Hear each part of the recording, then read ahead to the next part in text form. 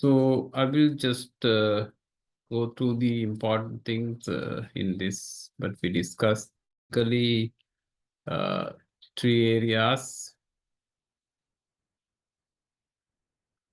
in the strategic cost management, strategic positioning analysis, and cost drive analysis, and value chain analysis. We discussed these three areas. So you have to carefully go through all these things. And under cost drive, there are two areas, structural cost drivers and executional cost drivers, right? So in supply chain management, the executional cost drivers are important. And the structural cost drivers we basically use to do the costing and for the pricing purposes. If you want to focus now, I hope that you can remember the the purpose of learning strategic cost management in supply chain, right? So we need to have lowest price and maximum value, right? So lowest lowest cost and the maximum value, right? So lowest cost and the maximum value, and that will create competitive advantage. So this is the purpose important that we are following this strategic cost management under supply chain management. So in that two drivers, structural cost drivers and executional cost drivers. So structural cost drivers will use for the costing purposes, pricing purposes, and executional cost drivers. Yesterday we discussed under activity-based costing.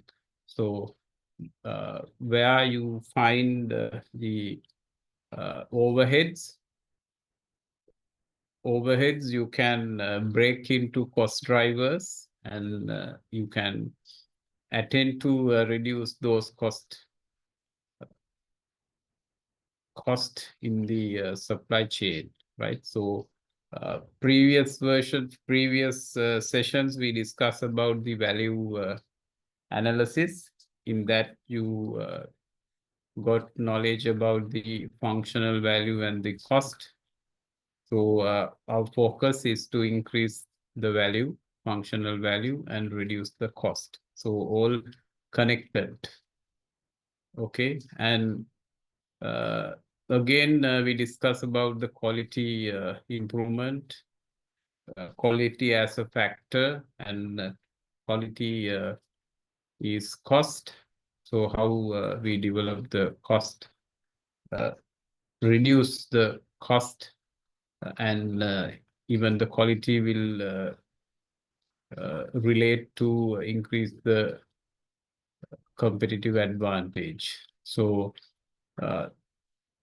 all these things we discussed yesterday. So how to develop the cost drivers, I explained you yesterday. And we discussed the cost and the value with this diagram, right? So what are the areas that not adding value? So in lean management, in lean concept, where the value is not added, identify as waste, right? So I connected into different areas. Yesterday, we discussed about the Six Sigma, only the basic concepts. Only the basic concepts, right? Because you can't get everything within this few hours. And the Six Sigma, what is the concept used, and lean, what is the concept used? So some extent, I gave you the concepts, and we discussed the quality management system, the importance of quality management system, and then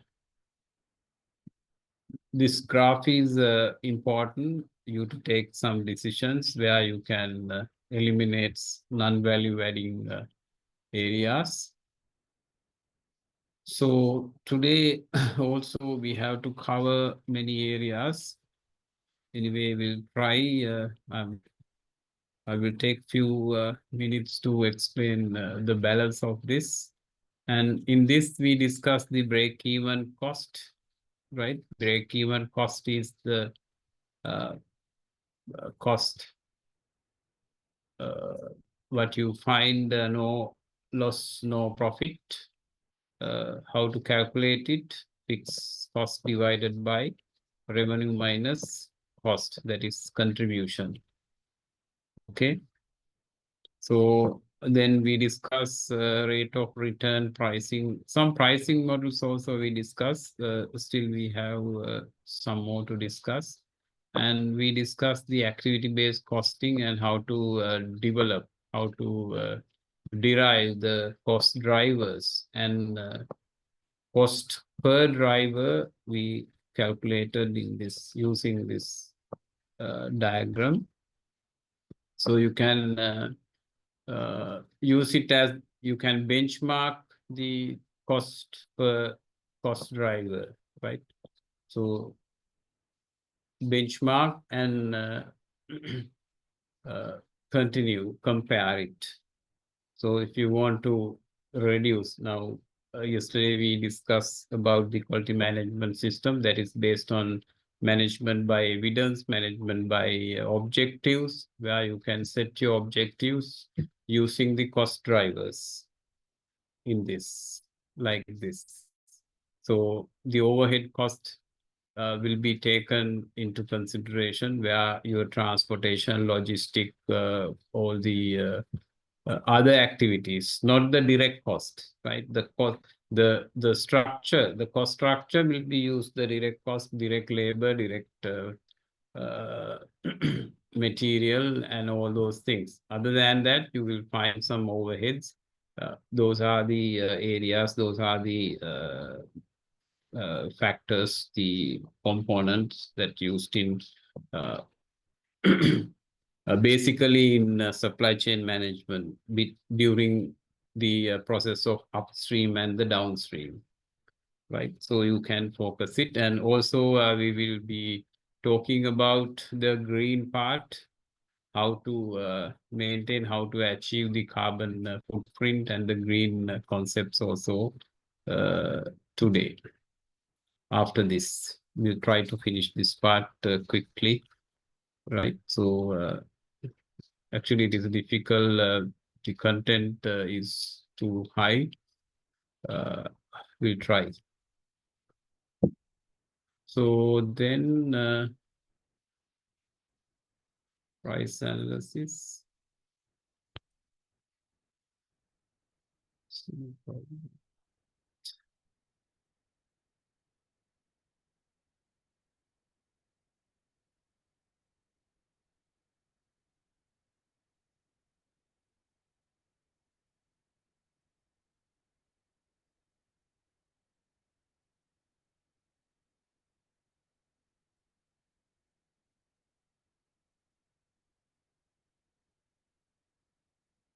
Okay, price analysis. Price analysis is driven by market structure. We discussed this part little about yesterday. The monopoly situation and the oligopolistic situation. So how to decide the price and economic conditions. Then these are basic areas, how you develop the price, how you decide the price, different mechanisms. Then this is direct material cost and direct labor cost, production overheads, and selling and administration cost. profit margin. Based on these figures, you will develop your pricing, your cost of product, and we are trying to focus, trying to reduce the cost. Most of the cost components related to supply chain comes from the overheads.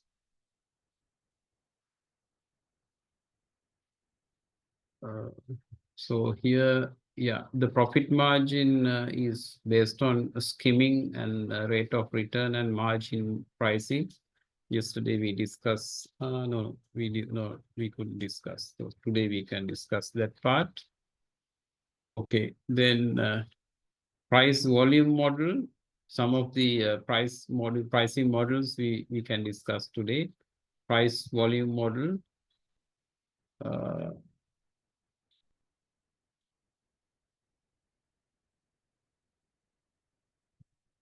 So the supply analysis the market to find the combination of price per unit and quantity of sales that maximize the profit on assumptions. Lowering the price will be results in more unit being sold, and greater the volume will be spread the indirect cost over more units. So this is basically the economics of scale, and the price is set based on volume, and the indirect cost will be spread out over the greater volume will be spread the indirect cost over more units, therefore maintaining or even increasing the price as it relates to the price. The quantity discount has a positive effect on purchase price. A purchaser must be cautious about the net price. So then market share model.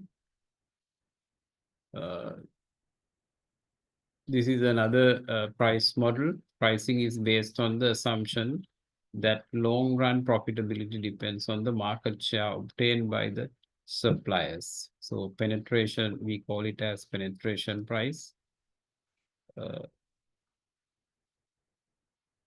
Then skimming price.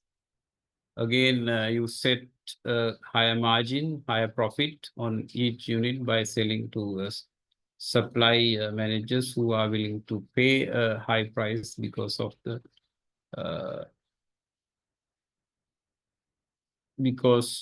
a lack of supply management sophistication. Some of the areas I've given some examples. You can go through those. Application of this model is frequently seen by supply managers in the use of backdoors. When there's a requirement, you will do this kind of pricing model, selling backdoor. And revenue pricing model, when downturn in market demand occurs, supply often must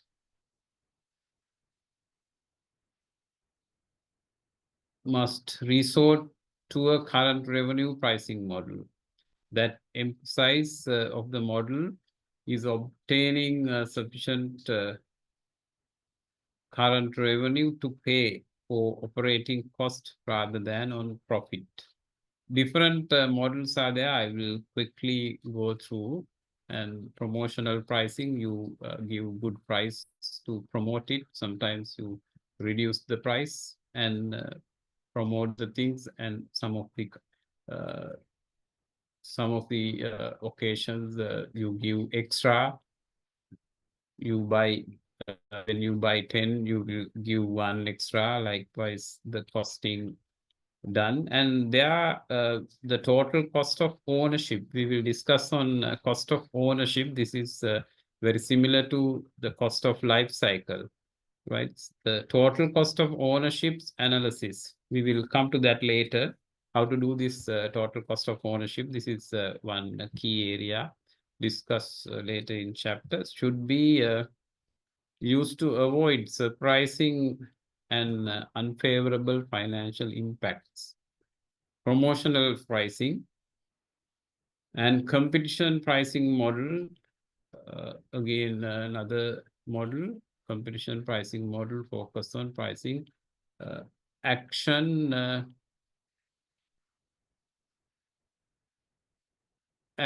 or reaction to pricing proposal offered to expected to be offered by the suppliers, competitors.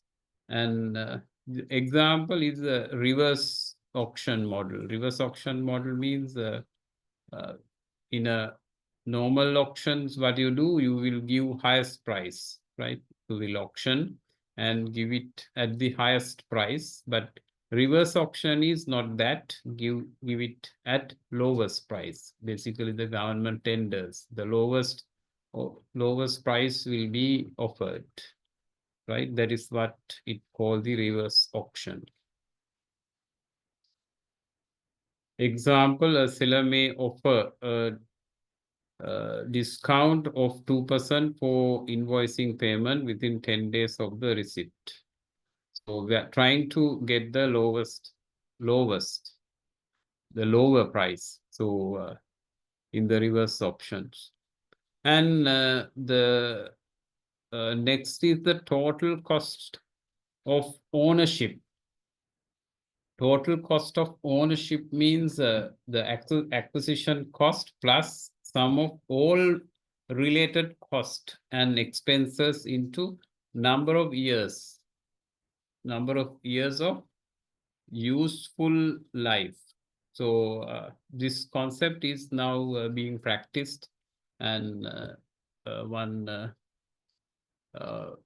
good example, you can see now the electric vehicles are coming, right? So in electric vehicles, if you do this kind of costing, cost of ownership,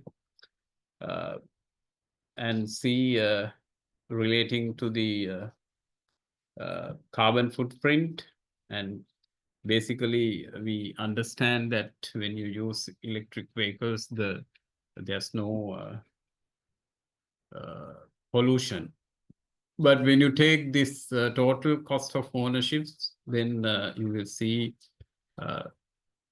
from the carbon footprint point of view, the carbon emission during making the battery is much more. So we do the calculation once we got the vehicles, and then the sum of all related cost and expenses into number of years. So when you do the calculation, the payback period and all these things, you will see that this is worth, right? Basically, I remember when I purchased the battery forklift to the company long ago, I did a calculation. Within 2 years, you can get the payback period. So within 2 years, you can get return. So the cost of battery, operating cost of battery forklift was something around per day only 90 rupees per day. So running 8 hours, no, 16 hours. Running 16 hours, only 90 rupees. But compared to a diesel forklift, it was around 3,900. And comparing all the cost, operating cost, diesel cost, and servicing cost, engine overhaul cost, all one-to-one calculating, then got within 2 years, we can recover, right? The cost of reach truck, I remember I did recently, that was around 2 million. Then another diesel forklift was around 3.5 million. So getting all these things, so the calculation done for sum of all related cost and expenses into number of useful life. So the total cost of ownership means that is the total cost, acquisition cost plus all related expenses into number of years, the life cycle cost. It is very similar to life cycle cost, right? So the total cost of ownership is defined as philosophy for understanding all relevant supply chain related cost of doing business with a particular supplier for a particular good or service, or cost of the process were particular supply chain design. So supply chain, you know, there's part called designing supply chain. So the company, they have a separate set of people to design. When this is why yesterday you can remember we discussed under value chain, we discuss three component, right? Material flow, financial flow, and the information flow. The information flow is the most important thing that connect with the design team. So the design team, they are the people who select. Let's say you want to locate, you want to uh, have distribution points, different area. And you take Sri Lanka, which location is the best using the theories. There are grounded theory likewise. So using a center of gravity theory and all those the theories will uh, use to identify the least cost. So the design team will give you the uh, designs, how you are going to do the supply chain process, and in supply chain all the informations, uh, all the related informations are uh, sending to this designing team, and they design each activities, right? So this you will not find in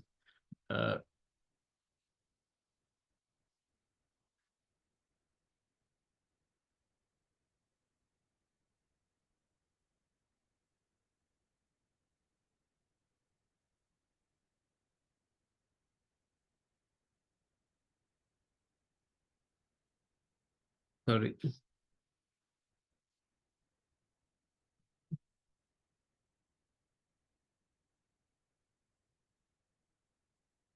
you will not find it in the medium scale organization, but when it comes to large scale, the multinational scale organization, this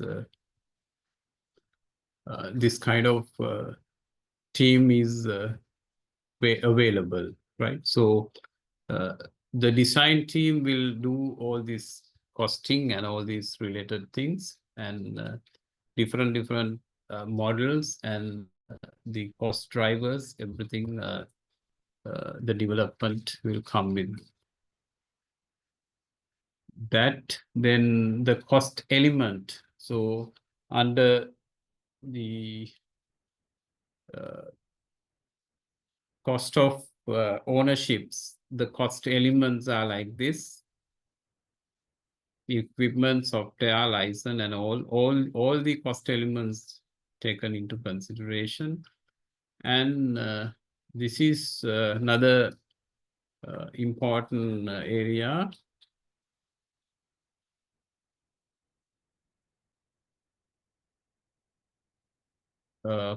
Project metrics. This metrics, I don't know whether you have done it previously, where you can use it to select the supplies, the type of supplies. So you need to categorize your inventory items and the raw material, then your the what do you call the consumables, and there are different items in your inventory, and you can categorize those: leverage items, non-critical items, bottleneck items, likewise, and the strategic items. So there are four areas. You find four quadrants in this Krajik matrix. The profit impact. So what impact to your profit? And then the supplier risk and the profit impact.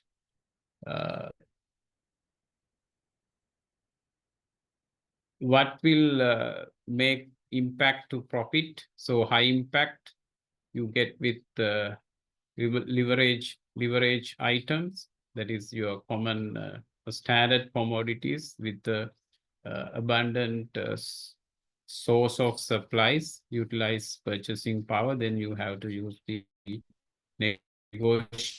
continuous negotiating, where that make impact to the profit. And low impact to profit, and the supply risk is low, then those are the items you use in administrative purposes. There's no impact to the profit with that. Then high profit impact and high supply risk. Find this is where you find the strategic, we call it strategic item according to the Krajik matrix. Then key product and services goal is to ensure long-term availability, and global suppliers should be developed, where we can use the strategy, establish partnership. So you can have partnership ventures in this kind of situations, where the product, the purchasers, whatever, then impact profit impact to the profit. So there's one good a story I remember when I was in ceramic industry. Basically, some of the spare parts, especially the electronic spare parts in electronic spare parts were there, those were very expensive, right? So that is under spare parts. So the total cost of spare parts were around 500 million. So now I think it could be somewhat closer to 1 billion. Why? The process is fully automated. Because of that fully automated process, the manufacturing plant with robotics and all, then you need to have more this electronics, all the motors, servo motors, electronics, and all this. So those are very expensive. You don't have any option, right? So that the inventory cost, from the inventory cost, only the spare part is around 1 billion, right? So somewhat there's a impact. So that is not there's no impact to the profit if it is under the inventory, right? The impact will come when you use it. So then it will use under maintenance, so which is overhead, and there's a direct impact to the profit. So when increasing the number of inventory, the inventory holding cost will be very high, right? That block your cash flow, and then the management pressure. Why do you want to have this number? Can you reduce it? Do some analysis and all, but this is not because you can't say when this can be used. To use it, there should be a breakdown, or the existing electronics, the circuits cards should be burned. So we can't say the life of that. It can happen today or it can happen another 5 years time, right? So that is the risk, unpredictable.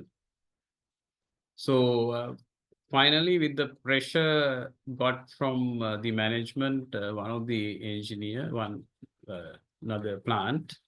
So what he did, uh,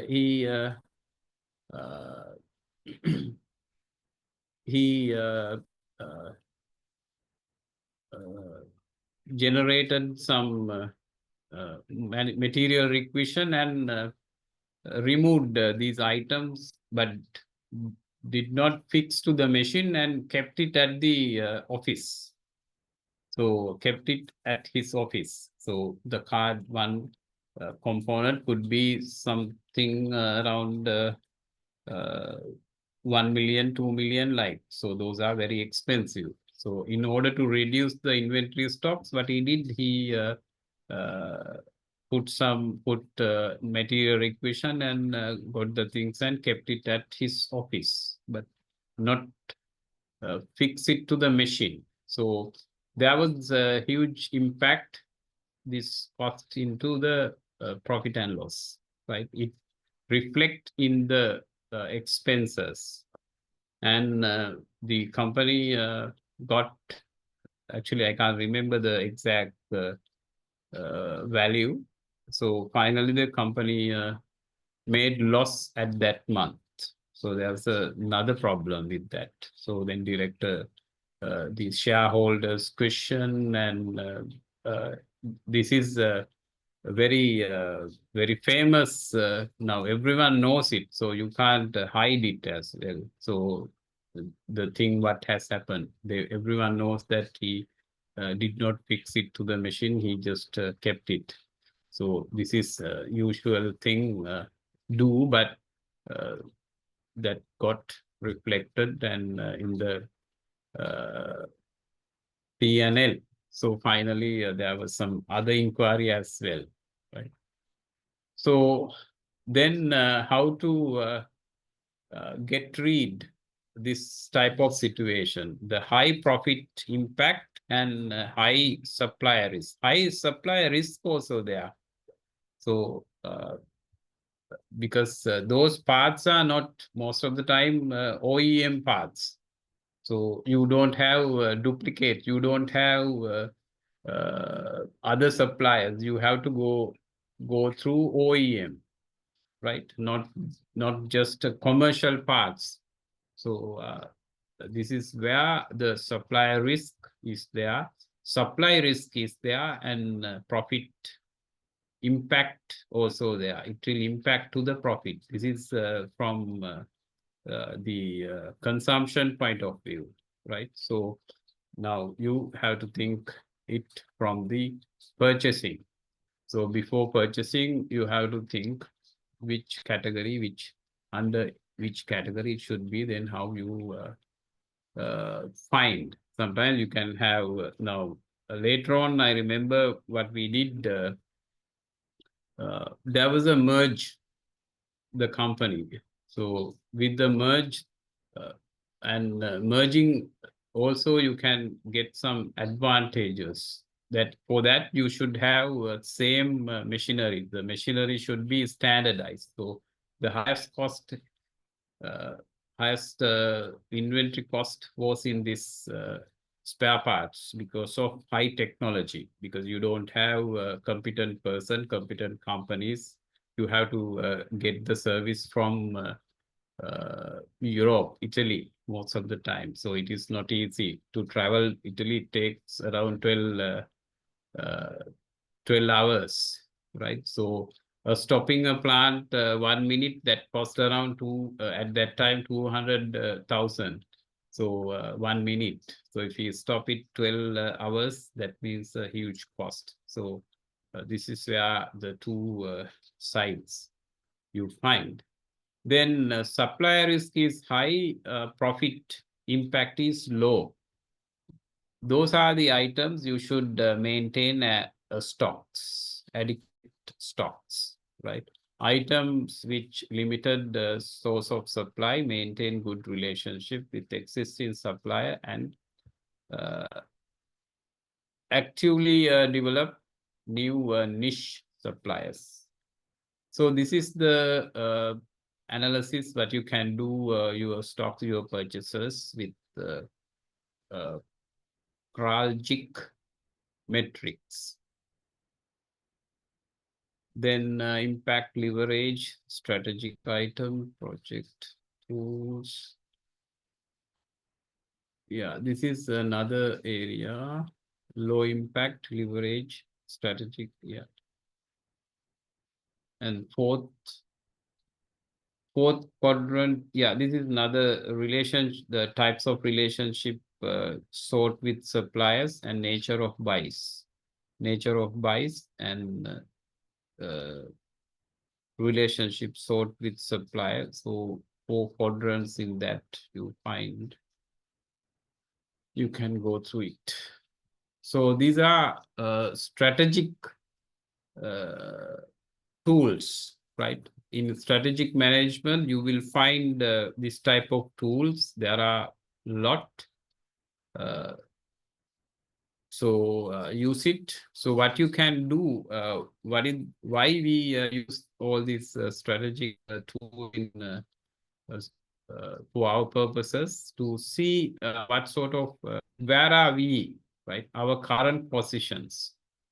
So with that, you will identify our current positions.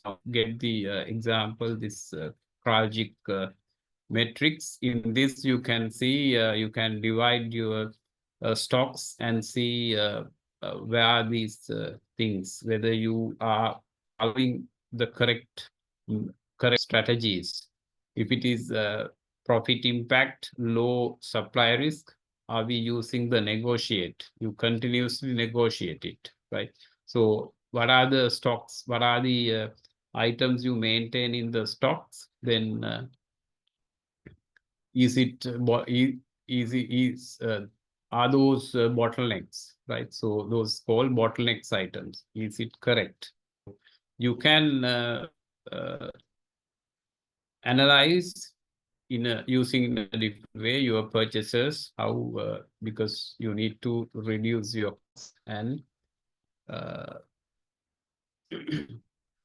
maximize value and create competitive advantage, right? Keep this in your mind. This is you have to learn by heart. So last time there's a question on this. So this is the objective, main objective of this strategic cost management, right? And go through these 3 areas, basically the compositions, the strategic positioning analysis, cost drivers analysis, and value chain analysis. Those are key areas in this cost management. Right. Anything, any question on this?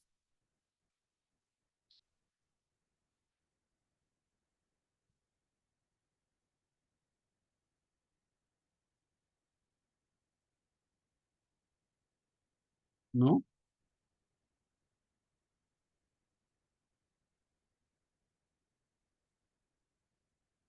No questions? No, sir. Okay, good. That means everything understood, no?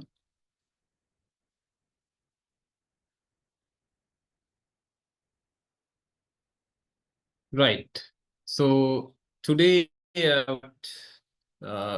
we supposed to discuss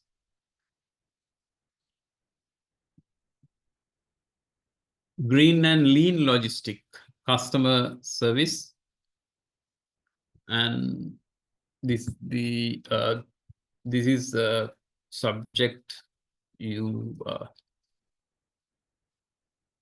you have to discuss under the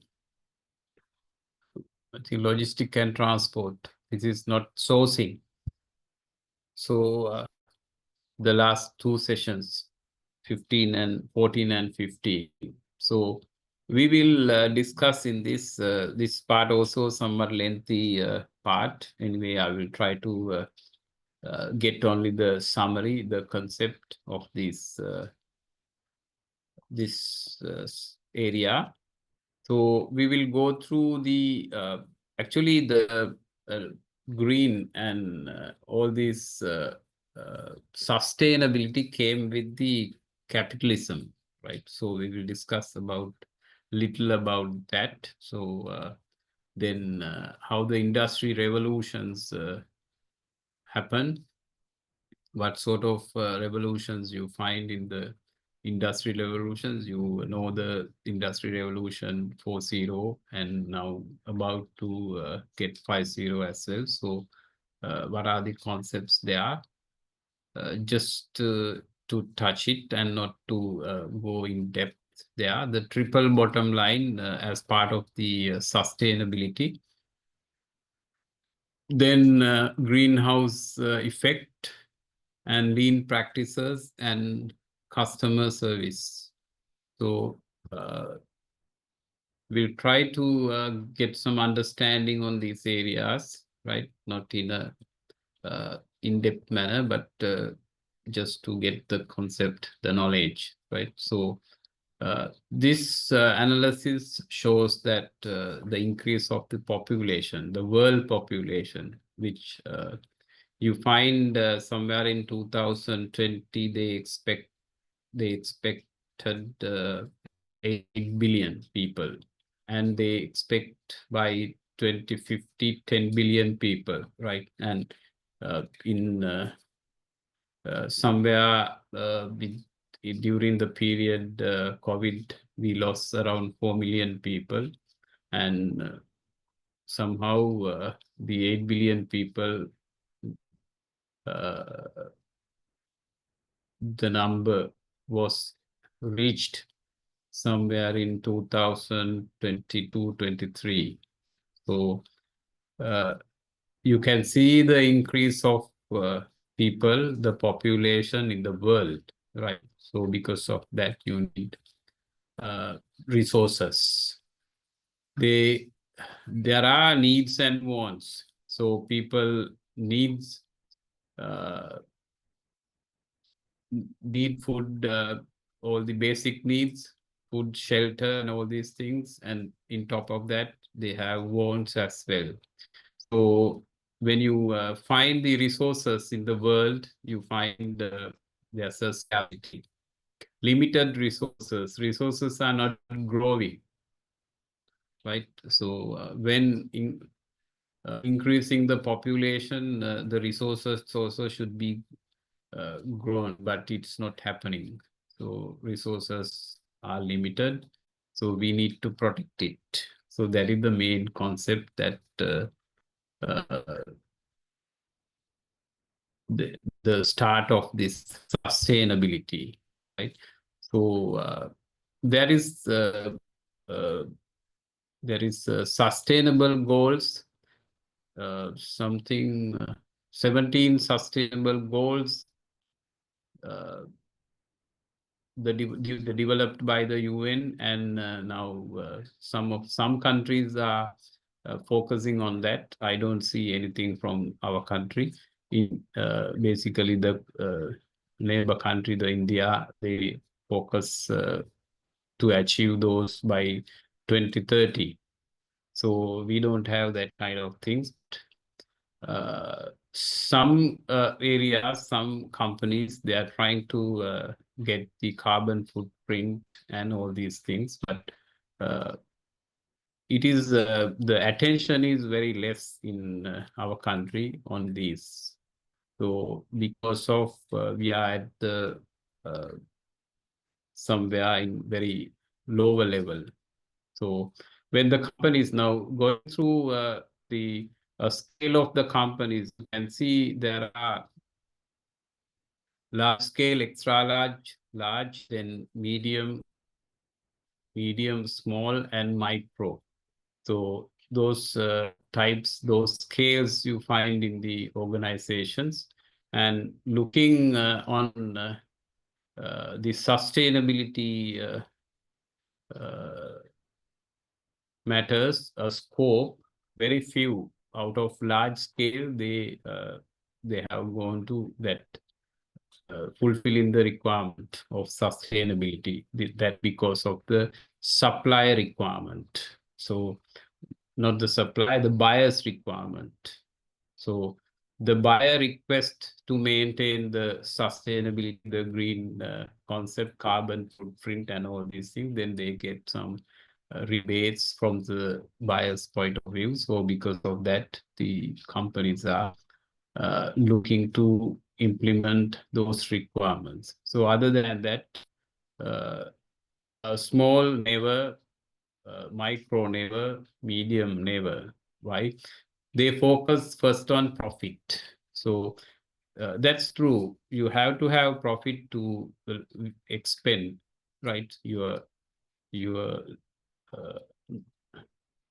the disposable money. You should have disposable money actually to spend on this. If you don't have those because your infrastructure is not up to the requirement, you have to focus on those first. Your people development and those should focus on first. So having disposable money, then you will lavishly spend on those the green concepts, then carbon footprint, carbon credit, so those areas. So even the environmental they don't have even treatment plants. All the water just sent to the common drain and it goes to the main rivers. The main river, then you find a lot of even the main river, Kalani and Kalu, all the water intakes are from those. So when you go through the analysis, the heavy metals are there, so no extraction system in this. So heavy metal is the dangerous things. So this kind of situations you find in our country, right? So the purifications, how reliable the resources what we used. And if you check the groundwater, and I remember when I was in one company, the company was situated the embankment of, there's a hill area. Most of the water bottling plants coming from that, right? This is somewhere closer to water reservoir in Paduka. So I never thought that the water, because I made a well in that and try to use the surface water.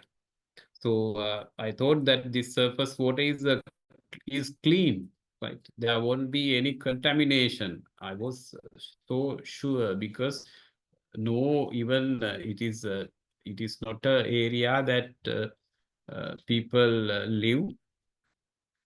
No houses around. One or two there, but not that high density. So finally, I wanted to, even because of the company, I want to test it. I got a sample and test it, found not suitable for drinking purpose. So the E. coli and coliform, those things are there. So when E. coli is there, it is not suitable for drinking purposes. Uh, so we used to drink those water sometimes without knowing, right? So luckily I did it and found, and after that I never trust the water uh, except the water what we get from water board. They have treated it. They spend a lot on that treatment, except the heavy metals. So those days we used to drink, but we never test it. And now you can't find, you can't trust the water because those are not most of the groundwater, surface water, right? There are two types of water you find in deep well, another type of water. It is beyond the rock level. So we need to drill it around 50-60 meters past the rock and get, there is a deep well. So what we use, that is not allowed now, I think. Some of the companies use it, but when you use the deep water, probably that can cause to have some voids. Because of the voids, there can be unexpected holes. So the water, what you get somewhere in the hill areas, they're trying to trap it, can detect with the seismic rays. So, but the surface water, which is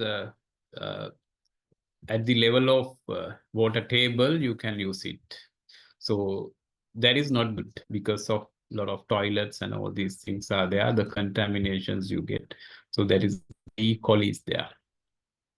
So then because of the increasing the population and your resource, limited resource, and this is where we need to save or the scarcity of the resources. We need to do some savings, not only from one side, in all the areas, right? The water, then air, those are commons, strategy of commons. So we need to protect the commons, air, water, then land, all these things we need to save, protect, and for the future requirements. So finally, the capitalism is introduced. There are many concepts: socialism, communism, capitalism. Some of the countries follow different these concepts. In socialism, you find no owners, uh, all the resources equal to everyone. So this is the concept used China, but China, I have seen they have used communalism, uh, socialism also in with them. They have different strategy. They wanted to get 70% of the population to the cities. So this is what we also used to had with the concept of megapolis, right? That didn't work. So whatever things we tried didn't work. Even the light rail didn't work. If we had that now, today it would be because the savings, carbon footprint, and all these things you will find because the traffic congestion is the most wasting time and pollution. When you want to go to Colombo, how long it take? So that is a terrible problem. On top of that, what I told yesterday, the police people are creating more congestions. So in China, they use different mechanism. They are trying to get 70% of the population to the main cities and trying to use the other land for cultivations, agricultures. No ownerships to the lands, and all the lands belongs to the main government. But in this, capitalism is a bit different and profit-oriented, private property right, consumer sovereignty, freedom of enterprise, competition, income inequality. So those are the outcome of the capitalism. So this is what you can see in our country as the concept. An economic and political system in which a country's trade and industries are controlled by private owners for profit rather than by state. So in socialism, state own everything. Capitalism, uh, the private owners, and income inequality. So just you to think, right? I'm not good in this, but just you to think this. This is something interesting. So do analysis and find more information on this. But uh, for us for discuss to create a discussion on sustainability. Our something wrong here.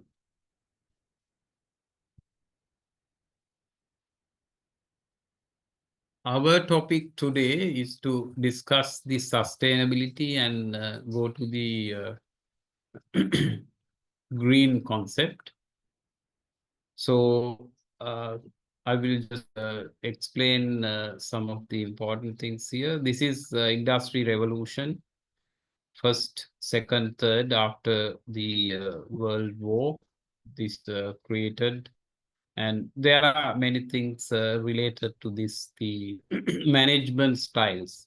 So we started from scientific management, then I got the Hawthorne effect with the Mayo's Hawthorne effect, the motivation and all, emotional intelligence.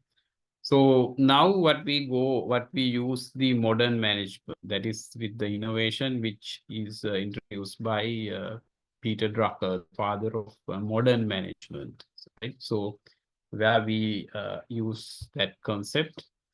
So fourth revolution with focusing the IoT and all, the cyber physical system. And fifth is about the mass customization and cyber physical cognitive system can relate to artificial intelligence. So mass customization is the strategy, right? So in supply chain, you find a lot of strategies. Okay, try to understand this. We are talking with a lot of strategies in supply chain, right? You must have come across different strategies. Uh, make to order, make to stock, ready to drink, ready to eat, RTD, RTE, MTO, MTS, push pull, then postponement likewise. So everywhere you find different strategies, right? So since you learn the strategic cost management, so you must, I don't know whether you got this strategic management knowledge, you should get it. Without strategic management knowledge, no point, it is difficult to survive in the business. So you have to focus on that. That is must. So then sustaining capitalism. So triple bottom line, we used to discuss the people, profit, and the planet. Focusing three areas: social, environment, and economy.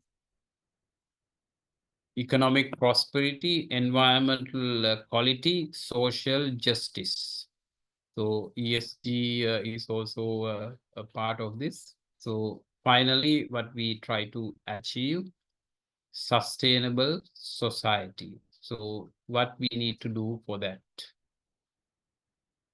What we are not doing for that, right? We need to focus on people factor. I don't know whether I told you yesterday or the other day. People factor become very important now. You can't punish people, right? So you need to yesterday, yes, under quality management system. So you need to see where the system got wrong, right? So the people factor is becoming very critical now. The people who work, yes, yeah, it's all the things. Then planet, how you uh, contribute to the planet from the pollutions. Pollution means not only the air pollution, water pollution, land pollution, everything, right? From the landfill, again, you pollute it. From water, you pollute it. From air, you pollute it, right? And the economy. So without profit, you can't do anything. You need to have profit. So there's a book called Cannibals with the Fork. So wrote by John, let's see, yeah, John Elkinston. So try to read it. So that discuss about the triple bottom line of 21st century business. Triple bottom line originates a new track for business leaders to look beyond the current picture and sustain themselves for longer in the market. The concept, what you find, the sustainability, right? Now, I did understand there are three things. One is the growth, right? You find growth. What is growth?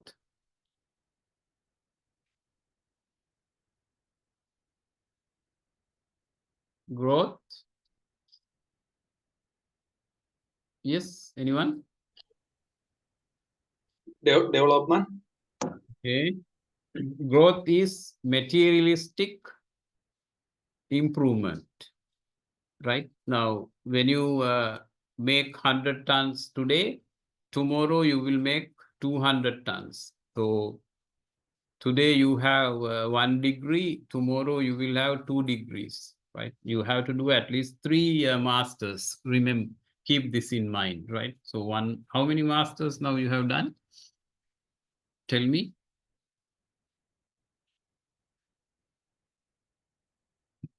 Is this the first? This is the first. Oh my God, not enough. One is not enough. You need to do 3 at least, right? Even I could do 2. I'm worried about that now. I would have done at least 3. I'm asking you to do 3. Luckily, I did 2, right? So now I regret about. I would have done another master because the knowledge comes from the master, right? Not the bachelor's. So and select it wherever you work related to your field. Let's say you are working in environmental side, better do a master. No need 2 years. You now when you do first master, better you do it with research, right? Don't do studies without research. Don't do first master. So second master you can do without research if you worried about research, right? But don't worry about the research. This is very interesting. Research is very interesting. So if you miss that, that will be a blunder that you do, right? So you have to do research as well. So anyway, if you worry it with research, because most of the industrialists, they looked without research. So that's why a lot of masters, that is called studies, Master of Business Studies. So then you will get without research a master, but that is not long-term benefit. So you need to do research, then only you will get good knowledge. Anyway, what I wanted to advise, do at least 3 masters. Don't regret as I regret. Another 10, 15 years later, you will regret about that, right? So depending on your field where you work. So now let's say now you work in environment, you do master environment. after sometimes you will change your area. Let's say management, do management, MBA. One MBA is enough, right? Don't do 2, 3. So likewise, depending on your field, you can do it. So that's one advice what I can give you. So take that into your thoughts. And anyway, growth is what the materialistic improvement, increase, right? Then there's another word called, some problem is here. Okay, success. What is success? Success, growth plus achievement. Okay, growth plus ethics. To get success, you need to follow the ethics. Okay, ethics in moral plus reason, right? The moral, not moral, moral. Moral plus reason is the ethics. Sometimes you hungry, you you steal something to eat, right? That is bad. That is not morally. It's not good. When you go through the reason, that is ethical. Why the mute? Please mute your mic.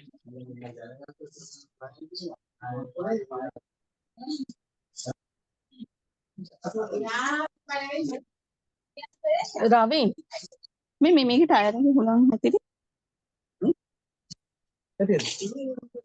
නෑ සායරගේ ප්‍රශ්නයක් නෙමෙයිනේ අර. නෑ මේ කොහොම කෙලින්ම කියන්නේ.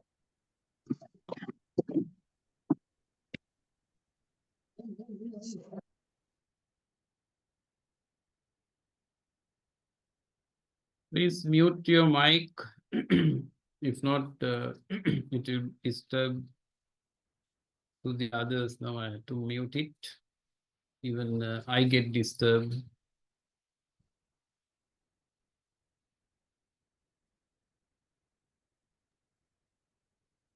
Okay. So growth is no success is, you can see now everything confused. Please mute your mic, right? So it is it disturb to the everyone. And success means growth plus ethics. So ethics means moral plus reason. Okay. So there are the you can divide this into 4 quadrants. One is ethical, unethical, legal, illegal, right? So 4 quadrants, you can plot your business under these 4 quadrants. Let's say selling alcohol, which is unethical but legal. Okay. Then prostitute, unethical, illegal. Okay. Some countries it is legal. So likewise, there are different businesses you can plot here: legal, unethical, illegal. So likewise, so legal, ethical is the one that is good to do, and those businesses will get success. And also ethical is defined with moral plus reason, right? If you, the reason is something humanitarian ground, then you can take into, even though the moral is not good, the reason is something under humanitarian ground, so you can take it as ethical. So it is not illegal.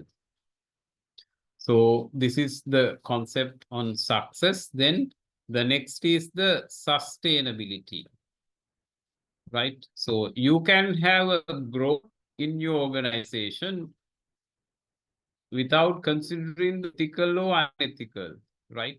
So if you consider it ethical, then you will be in the second slot under success.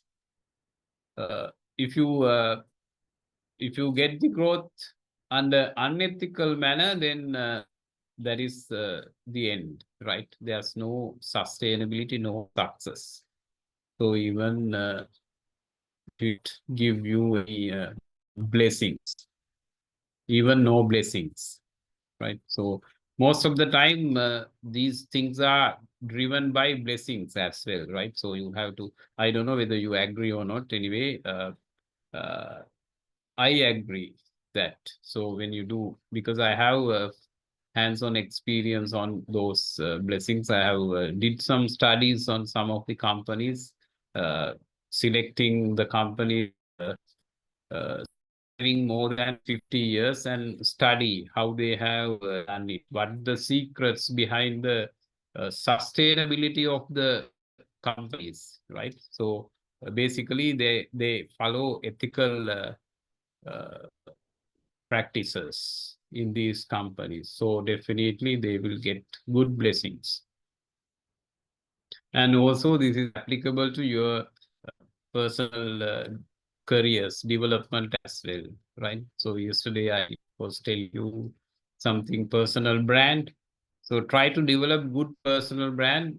Another 10-15 years time, right? You will look back and you will find what sort of personal brand developed to you, right? So I have done a lot of study on these areas, especially today you will not think about those, but another 10-15 years time when you get somewhat old, you will look your personal brand, you will look your reserves, right? Now the generations what you find today, they never look on reserves. Now you used to blame for the EPF, ETF and all, right? The new generations, they never consider it. So recently I found one boy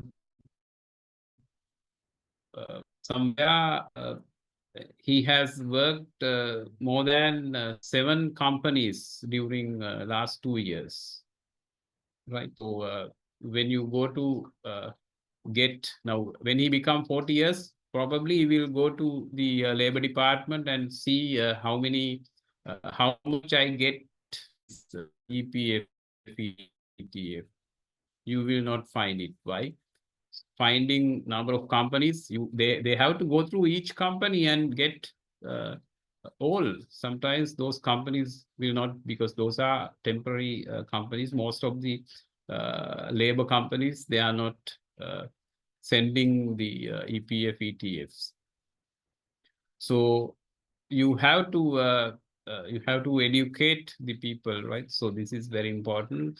Once you get 40 plus, you will look back and see what are the reserves you have, because then only you will get to know that you will die, right? And then you will see what are the blessings, what sort of personal brand I have. Is it a good one or bad one, right? So those are very important to develop your life and your companies based on this ethical ground. So what is about the success? Success is growth, ethics, and human factor. So this is what we call the triple bottom line: people factor, people, profit, and social, the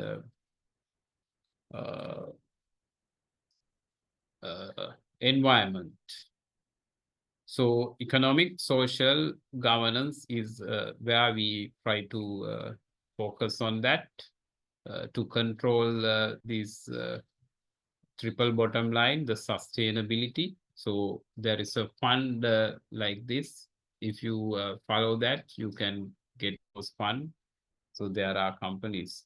I don't know who will give you, but the concept is there. Concept of sustainable and carbon credit you can claim. I know that how to claim the carbon credit. There are companies, local people handle it, but ESG fund, I have no idea. So if anyone know about that ESG funds?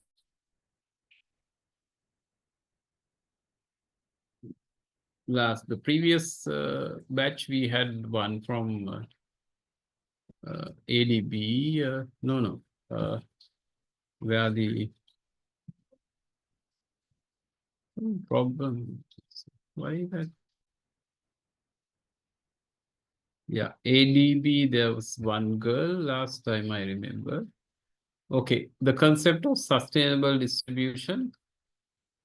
Sustainable distributions, you find three areas: economic, environment, economy, and social. So what we need to focus on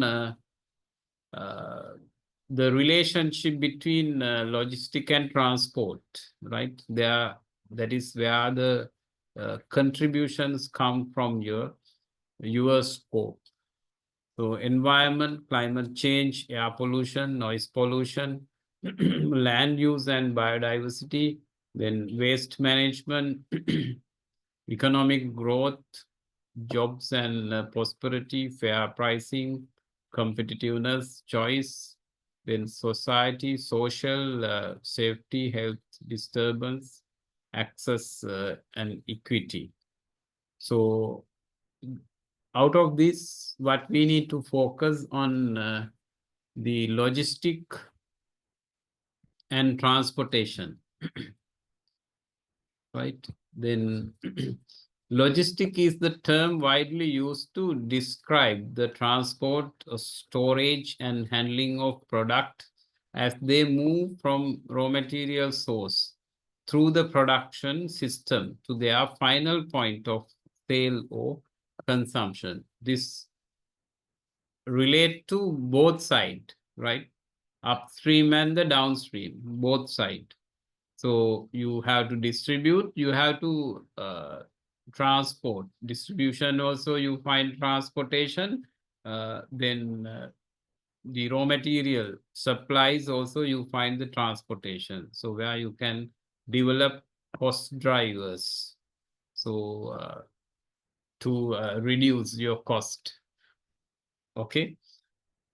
And another concept, another misconcept. So the supply chain, there's a big debate going on yet about the supply chain concept. Some says supply chain is not the right concept. Logistic is the right concept. So some says because now even your degree, it is somewhat supply chain and public procurement, right? That the focus is on public procurement. So there are programs, supply chain and logistic, right? Completely wrong. So supply chain and logistic, you don't want to take logistic separate. So supply chain and procurement. Likewise, because there's a reason for having that, right? So logistic is part of the supply chain. So supply chain is part of the value chain. So value chain is the big picture. Then part of the value chain, you find the supply chain. So yet the operation part is not included under this supply chain. Probably in future it will come. So logistic is part of the supply chain. Supply chain is the main word, main concept. Only thing our society, the the logistic is the more popular word, right? So because of that, every program they used to have the logistic and transport, or supply chain and logistic, or supply chain and transport. Likewise, they used to have it the term. The one period when you go through when you go back to the history, the evolution of supply chain, you will find one period somewhere in 1966. They use this logistic as the concept. So later on, there were different concept. There's another one called material management or something. Likewise, different concepts were there. So now the latest what we discuss is the supply chain. So still we are not familiar with that. So because of that, we use it. We try to combine with this logistic and transport, right? So we are at the modern management, right? The modern management is with the innovation. So we are towards to Industry Revolution 5.0. So you have to take this into consideration. Then movement of freight accounted for roughly 43% of all energy used to transport, and around 12% of total global energy consumption. So you can see the amount of energy we use for transportation. What mode? Can you guess? What mode of transport use this energy? Highest? The freight. Movement of freight. Yeah. In Yeah. And ship.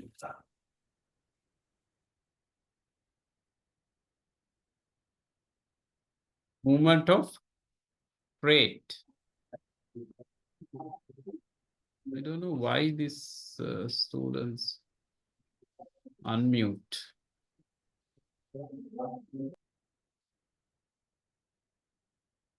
Please mute your mics.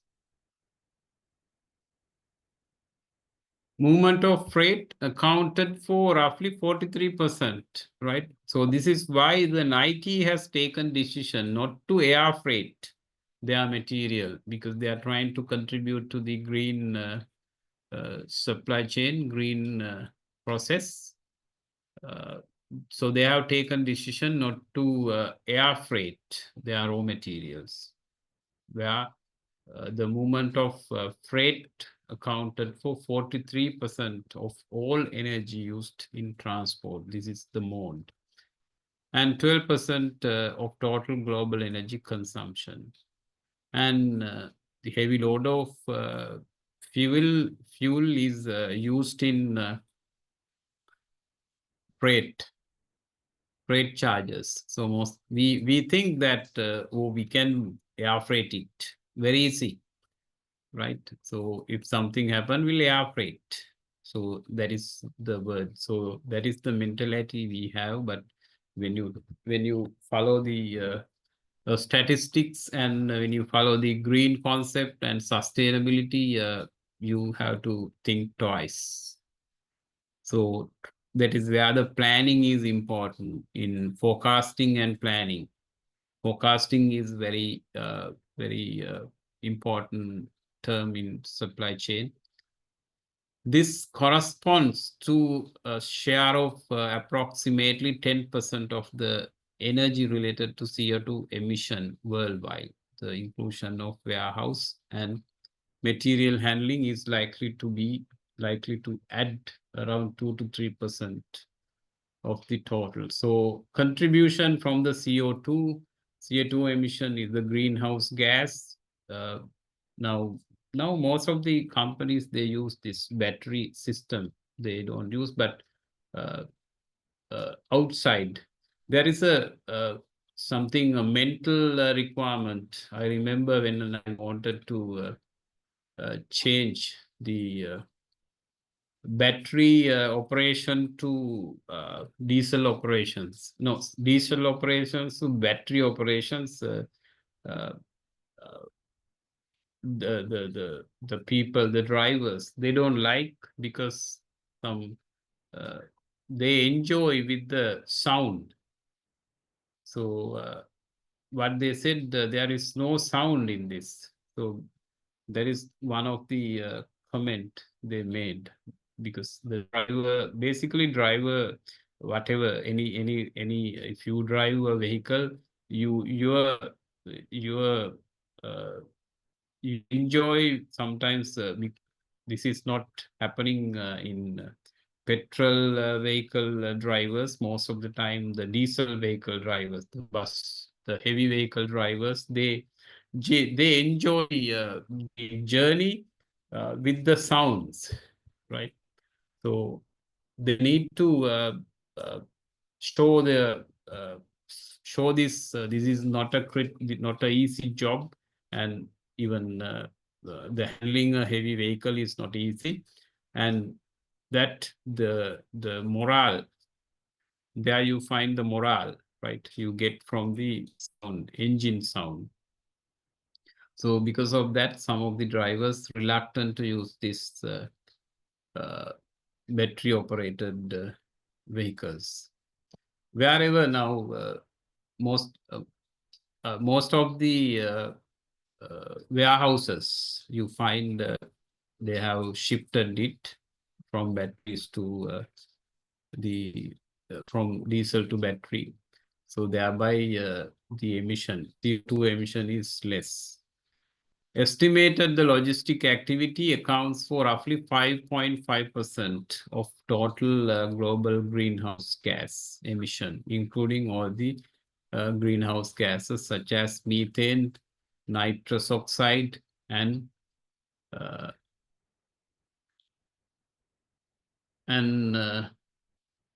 not simply CO2. So CO2 is not only the greenhouse gas. Methane is again a greenhouse gas, so which emit by the agriculture, right? That's another area we get the greenhouse gas. So carbon dioxide, methane, and nitrous oxide. They suggest that logistic building emits 9 to 10% of the total, with the rest coming from freight transport, trucks, and vans. So these are some of the statistics. Okay, so going through the supply chain process, you can see the green concept is incorporate, and we are focusing on sustainable development, and the concept now prominently discuss the circular economy, that is the forward logistic and the reverse logistic. So here you can see the forward logistic and reverse logistic. So the product, at the end of the life cycle, the product should come again to the supplier. So supplier is responsible to gather, collect the product, and thereby you will find the elimination of waste. No waste will be there. So everywhere you can consider the green concept, green procurement, green manufacturing, green distribution, all those relating to sustainability, focusing on 3 Ps. So corporate environmental strategy, again, you have to consider the ISO 14000, where it focuses on environmental improvements. And yesterday I explained you the concept of ISO 14000, but you need to understand the aspect, right? So in a 3 different way, right? Now in safety, we talk about hazards, right? Hazards. So hazards will convert to risk in safety. So the vulnerables are hazards. So that is the potential their accident can occur. So with the reason, with the exposure, it will become a risk, right? Example, there is a tree that is about to fell. So it can fall, there's a tree, but it locates side of the road, then the risk is too high because the exposure is there. So if it is located in a jungle, then there is no risk because no one will damage, right? Even it fell or not, no issue. So the exposure. Then when it comes to what do you call the supply chain, this is called as vulnerability, not the hazard, that is vulnerability. And that can cause cause to the risk in supply chain, right? And the resilience. Then we talk about the resilience. And the environment. Environment, we identify aspects. Under ISO 14000, we list out all the aspects, right? Aspects are the ones that has potential to cause, potential to make impact to the environment. Okay. Then it cause to impact the environment. So aspect and impact. So you have to identify what is the aspect, then what is the impact. From this aspect, what sort of impact you will find to the environment. So the 40,000 is one of the, that is management system, right? EMS. This is EMS. EMS, Environmental Management System. So quality management system, safety management system, energy management system. So system means there's a sequence, there's a process, but you need to follow it. Follow what you do, you have to document and follow it. Then key drivers for green logistics. There are some statistics here. Then assessing the external impact. How you assess logistic is responsible for variety and externalities to include air pollution. So you can read it. Then second order impact results, indirect logistic. Okay. Right, then atmospheric emissions, combustion is not complete. Trail pipe emissions. When they are now you use the fuel in your operations in your vehicles, most of the time that is not a complete combustion. So if it is complete combustion, then you should get CO2 plus H2O, right? So you are burning methane, hydrocarbons, CH4. Okay, then you burn it, then you will get CO2 plus H2O, right?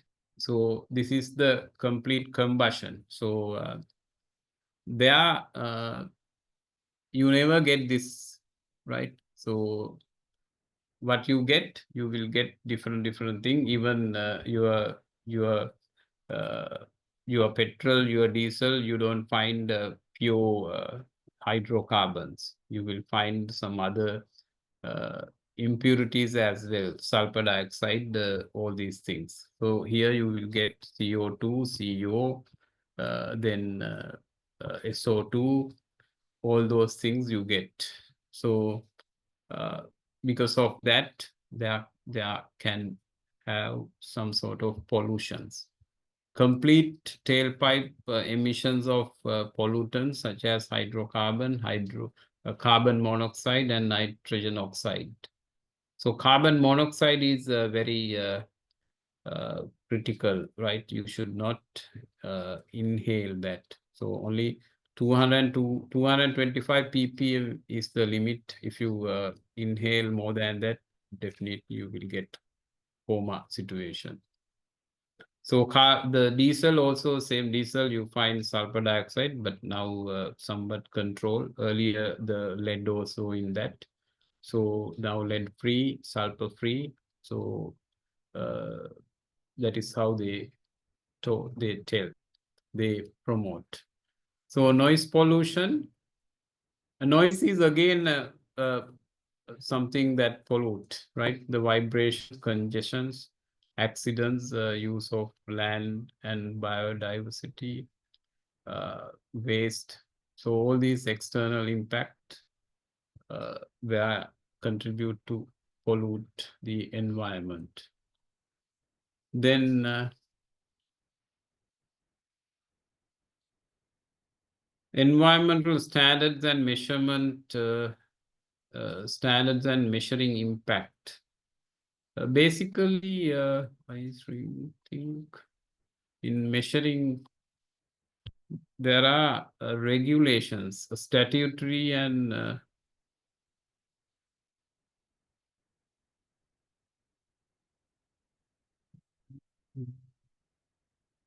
mandatory and voluntary. Okay, we will get to next.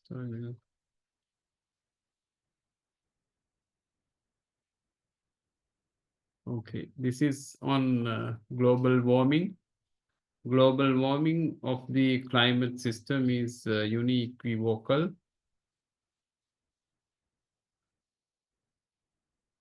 Yeah. So greenhouse effect.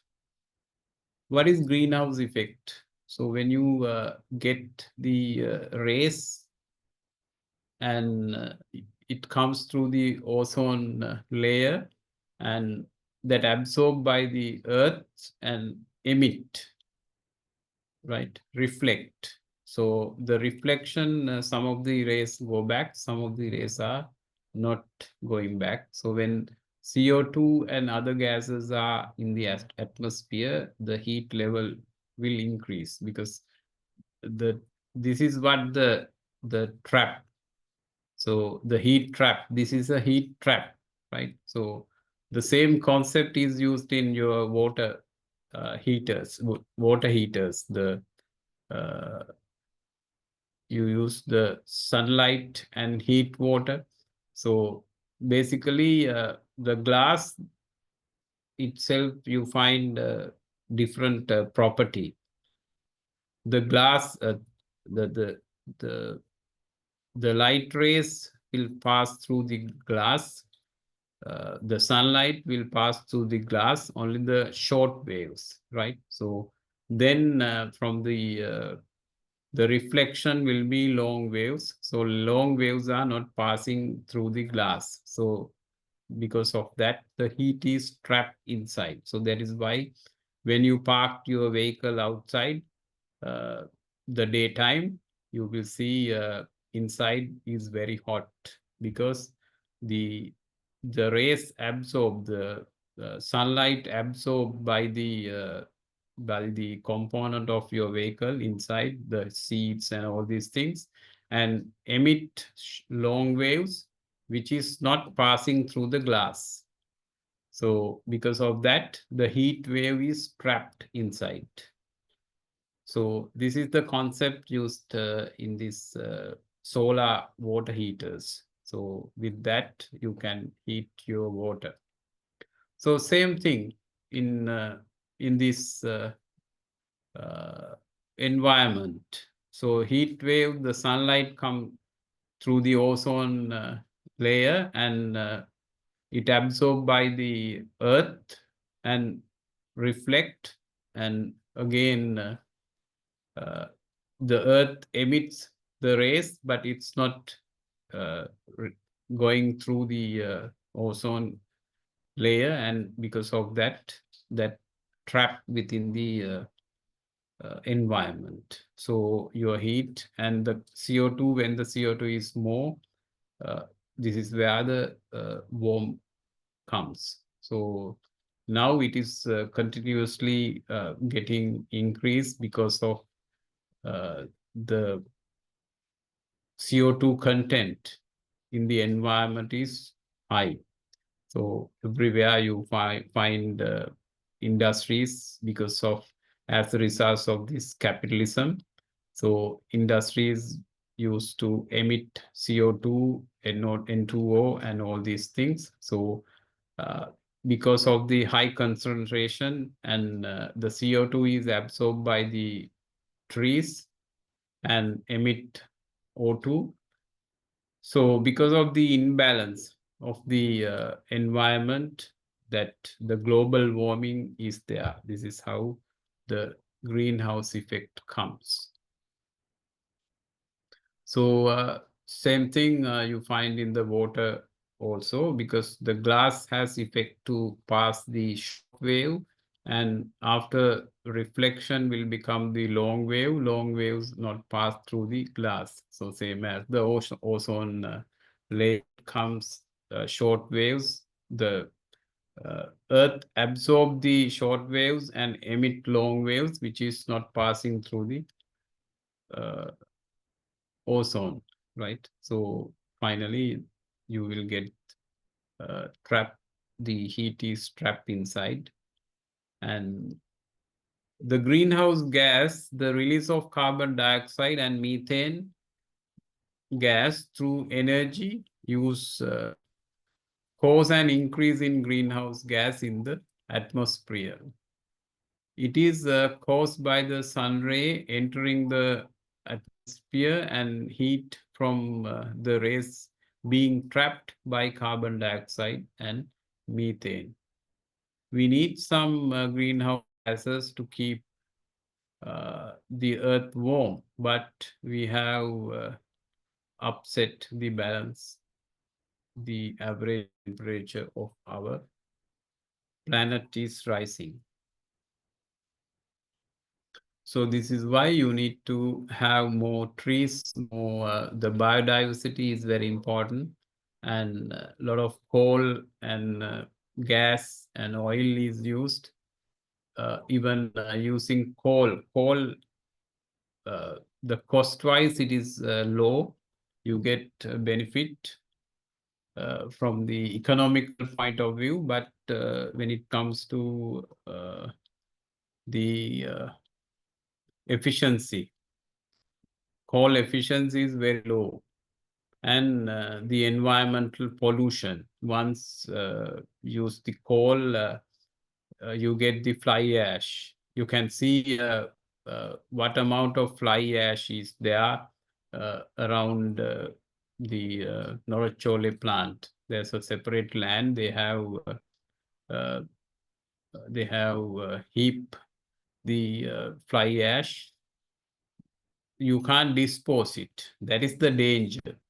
The fly ash is carcinogenic, cancer material, so you can't put it to the ground. So that's like oil. Even the oil, you can't put it to the ground. Even though we get it from ground, you can't put it to the ground. So the crude oil we get from the ground, but oil you can't put it to the ground. It is prohibited. So similarly, the fly ash, once you fire the coal, you get the ash. So that you can't dispose, you can't put it to ground. You need to put it to the deep sea or incinerate.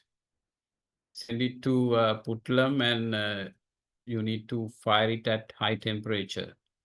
So somewhere 1,200, 1,500, 2,000 temperature, you need to fire it. And that's how you have to dispose. So there you find a huge heap in Norachole, and now there are some projects going on. Even there's one company called Gap, belongs to one of the professor in Peradeniya. He used to make bricks, some composite material, try to make bricks where you can use it for construction purposes. Sir, excuse me. Yeah, Excuse me.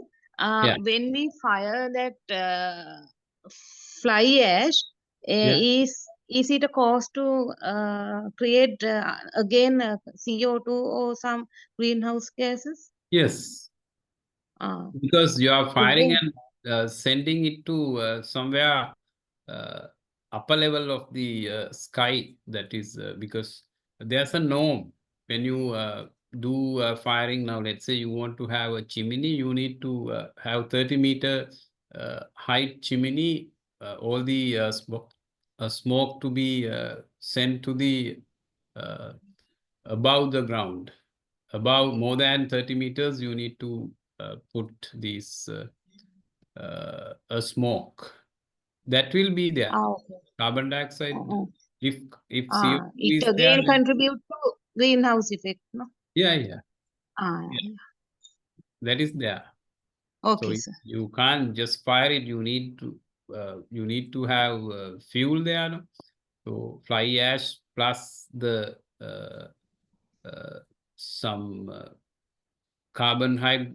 some hydrocarbons. So it will again get the carbon dioxide. Okay, So sir. that Thank effect you. is there. But the issue is how to dispose. Even you can't do that. The amount is too much. You can't incinerate it. So that's also not possible. So you need to think on, this is where the innovation required. You have to think in a different way and make some byproduct. So this is where the opportunity is available. If you are a entrepreneur, you can exploit. So similar situation, one of the professor from Peradeniya University, he has identified this. He's one of the engineer in the institute. So he started one project. I think it's going on well, and called Gap. So they do some bricks. Technically, that is okay. All the strengths they get, and the material, that is raw material. Now, getting to the circular economy, you can't have it, right? You need to use it for some other manufacturing process as raw material. This is where we call cradle to cradle, not cradle to grave, right? So උපතේ සිට උපත දක්වා එහෙමයි යන්නේ. උපතේ සිට මරණය නෙමෙයි. Cradle to grave නෙමෙයි, cradle to cradle. So when you start something and there shouldn't be waste if you follow the circular economic concept. So this is what now the latest trend they promote. So in future, it will be very tough. You can't have waste now when you go through e-waste. What a waste you find e-waste, lot of e-waste, and landfill.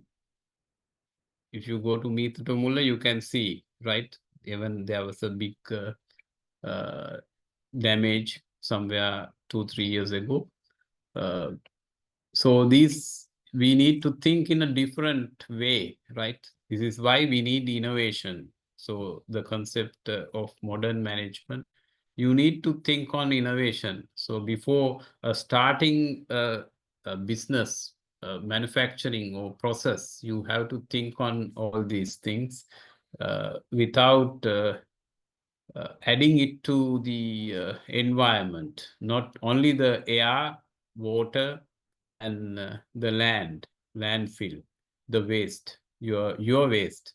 So this is where the concept comes with the carbon footprint, and the carbon footprint is one of the very important concept that you need to be taken into consideration. Another greenhouse gas is the methane, comes from the agriculture. Farming is another way greenhouse gases are added to the atmosphere. Cow, sheep produce methane, which is released into the air.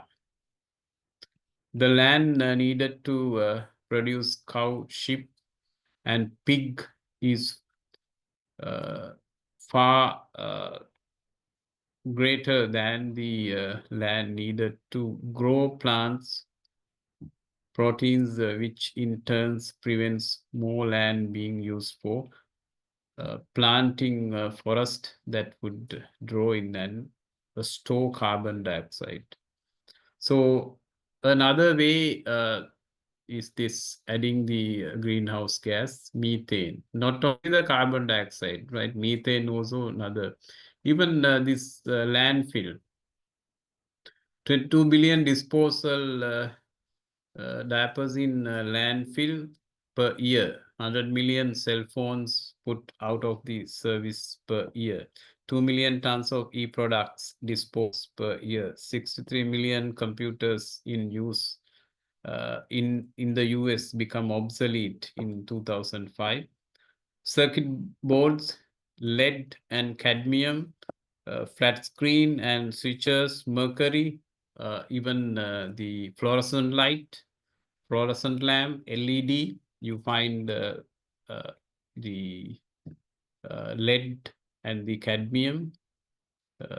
So you should extract. There was one project to extract all these, I can't remember what is the material you got in that, lead something, mercury, yes. The mercury is in this light, the fluorescent light. So that you can't dispose it, you can't put it on the ground. That is completely wrong, prohibited. If you follow the 14,000, you have to collect it, right? So those who follow the 14,000, they will do that. But those who are not following the 14,000, they just put it on the ground. So those who follow the 14,000, they keep it separately and give it to some other people, the collectors. Then they will take it and put it on the ground. So that is why, because this chain is not so strong in our country. Even though you say that to dispose it, those who get ISO 14,000, you will never find, right? The government should initiate that sort of things. If not, the collectors, garbage, no, not the garbage, the metal, the iron collectors, they never get ISO 14,000, right? So they are trying to get profit. Then this is why the circular economy is became very important. In future, there will be very strict regulations in these areas. And I remember there's a long ago, there's one research symposium. A person came with a proposal to take this garbage and put it to some other planet, right? Actually, I was somewhat small at that stage. I was thinking, why is this so critical, right? Later on, I understood that is where something very critical, and because of that, these under sustainability, now we practice this method. So people should make aware on these situations and be responsible. If not, it will be a big problem in future, right? So even yourself, you have to manage yourself in your house, your garbage. So you don't put all the garbage for the collections. You try to maintain, separate it. What are the things that biodegradable, and separate the plastic separate. When I was in a company, I used to do, even I gave some incentives, and I was able to earn more than 1 million from the waste. So waste mean money, right? So if you manage it properly, that's money. So you need to arrange the similar supply chain process for this waste disposal. So you need to develop the people mindset to separate the things, not to mix the things. Your paper, your bulbs, your glass, your bottles, PET bottles, everything you need to separate. Your food. Your food is degradable. You can use it, make it compost, and mix it with the soil and use as a fertilizer, right? I did that. So I teach with experience, not I have tested all these. So that is why uh, I get some experience, right? So all the theories I test. After testing only, I teach you. So the footprint is important, concept and practice. So toxic waste, another thing in this landfill. In landfill, don't contribute to this landfill. Try to separate it. This has to come from the basically government and some of the local authorities to separate it and do, but it never happens. So you will separate and give it, but the people who collect it don't have any idea. They will put everything together.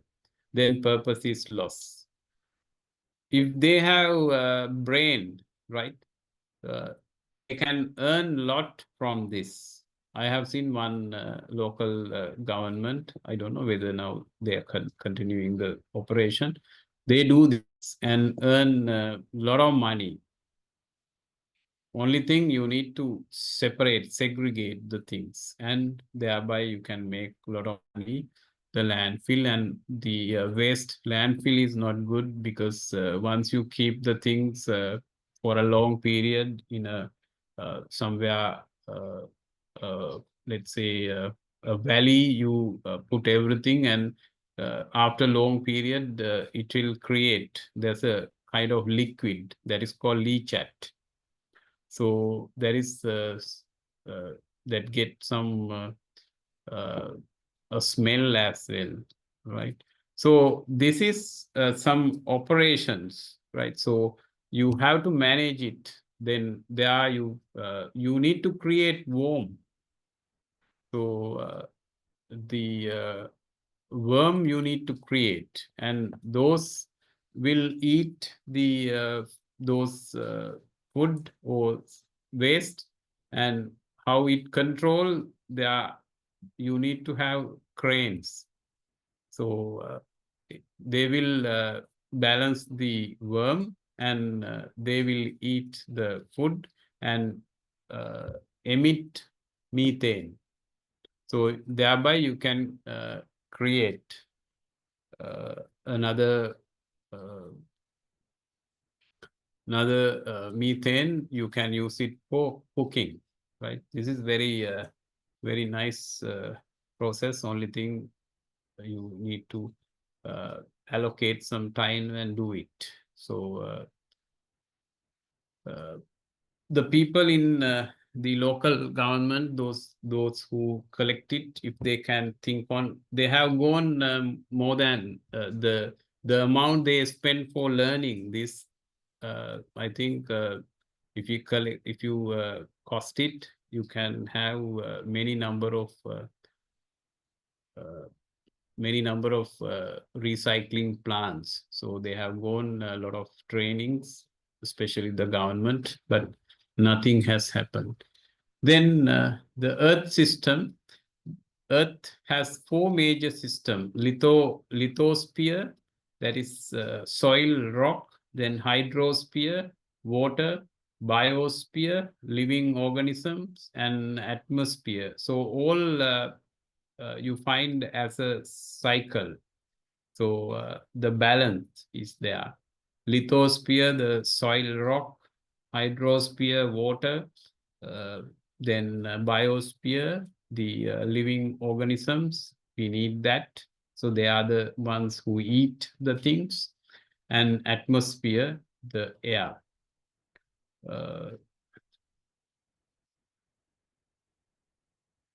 So this is carbon cycle, how the carbon get into the different formation. Then I'm not taking time to explain everything. I have to do a lot more in this. Hydrological cycle, how the water, this is water cycle. Then footprint, carbon footprint. So each of you has responsibility. There are three big things that you can do that can reduce your carbon footprint. If you can individually control the emission, if you individually can control your waste, then this is what the footprint, we call the footprint. When you can choose to eat vegetarian and veg and milk meals, then choose to holiday in the UK and avoid flying. Choose active travel and walk, cycle, or use public transport when you travel locally. So this is why the light train is required. So one of you use your car to go to work. So only you will travel. Another 4-5 can accommodate, right? This is what the common transport is required, where you can reduce many tons of carbon. So what this concept convinces you, have the mindset where you can reduce contribution yourself, right? So individual, if you can think on to reduce the contribution, changing your life cycle, lifestyle. So that is what the important. So now think on the concept of having solar. So you are trying to install a solar panel, right, to get electricity, generate electricity. Then what do? You will fix another 2-3 air conditions, right? Because you are not trying to reduce the consumption. You are trying to balance the generations, right? So first, what you need to do, first you reduce your consumption and then match your solar, right? Most of the houses I have seen, they just calculate and fix a solar, and because that is obvious, they generate and they consume. The only thing, once they fix the solar system, they will fix another 2-3 air conditions. Then the purpose of the carbon footprint is not achieving. Some of these decisions will be made by your family, but talking to your family about carbon footprint can help us all reduce our carbon pollutions. So, you know, the food, what do you call the food waste, right? So, you know how the food waste, how many tons of food waste you find in the hotels. A lot of people served, but they are not eating everything. So half of the things are on their plates, right? Let's think on what you can do. There's a theory called nudge theory, right? This is nudge theory. So nudge theory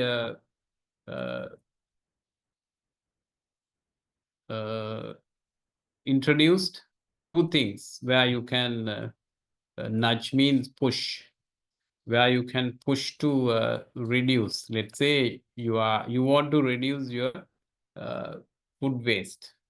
So where you can do, you can educate. Psychologically, you can do it. Psychologically, you can do it, or systematically, you can do it, right? These are the two things the theory explains. If you want to reduce something, you can reduce psychologically and systematically. So I will tell you psychologically, we can train people and educate people and change their attitudes, right? This can be done. So how do you reduce systematically the food waste? People got served a lot of things and they never eat. They keep balance around half or 1/3 something they eat, and the balance is there. So that is waste. If you want to reduce it, what do you do? System by system.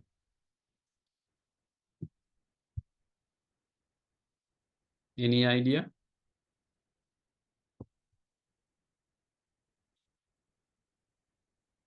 What you can do to reduce that, reduce the paper, reduce the plate size. If you give them a big plate, they will put everything to that, right? If you reduce it, they will eat. If they not enough, they will get again, right? Without having everything into their plates. So this is how the system involved in doing things. So the footprint, there are different footprint: carbon, nitrogen, sulfur, water. So everything individually you have to control, right? This is the idea of footprint. You as individual responsible to reduce. When you do something, think twice whether it can contribute to the environmental pollution. Environment pollution means not only the air, water, land, everything, right? So now they are trying to send the, what do you call this, monkeys to some other country. And so I don't know why we need all these animals, because this is how the biodiversity is there, right? So some excess comes, I don't know how. So there should be some controlling mechanism. Something must have gone wrong. That is why the excess animals are there. So the environment control things, right? Why the COVID came? This is where the environment will do everything. If the environment find that people are damaging the environment, definitely it will act. Even the cyclone, COVID, everything, the tsunami, and that the environment try to balance the weight of the earth. So this is why you need to think on individual attention onto controlling the pollutions. Sir, Yes. regarding food, I have seen some restaurants, not in Sri Lanka, Mm. foreign restaurants, they imposed fine for leftovers when the Yeah, customers yeah. take UK. more to the Yes, plate. yes. Yeah. Yeah. You can't have balance if you keep it. UK, I think this method is there. Some Yes, restaurants in they Italy fine. also some restaurants that method is Yeah, there. yeah. Yeah, that's what you need to have your own control. Our people, when they go to buffet, I have seen the buffet charge is around, let's say, 1,500, 2,000. What they want, they are trying to, now we have talked about the value, no? They are trying to get more than the cost. Cost is 2,500. They are trying to achieve the value and putting everything together, and the intention, this is where the problems, our people, they get wrong intentions. So their intention is make waste. They are not trying to save it. They think if they don't use, then these people will earn more profit, right? So better not to go. That is uh, important if you find that sort of intention. Finally, your contributions will be to waste. So in the other way, you will lose your blessings as well, right? So unethical practices. So different systems can involve. You can reduce systematically. You can do reducing the plate size, and you can fine it. Fine again comes to psychological, right? So sometimes you will lose your customers as well if you do this kind of things, because customer always thinks they are correct. So I pay, then what's problem to you? That is how they argue. So then you will helpless, because you need to have customers as well. So different mechanism can, but it should come from the uh, uh, sometimes from government or regulations, or something should be there.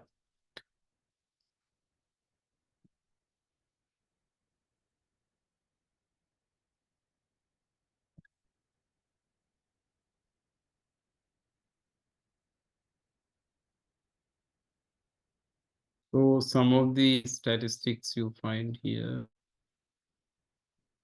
I need to cover the customer as well, scenario projections.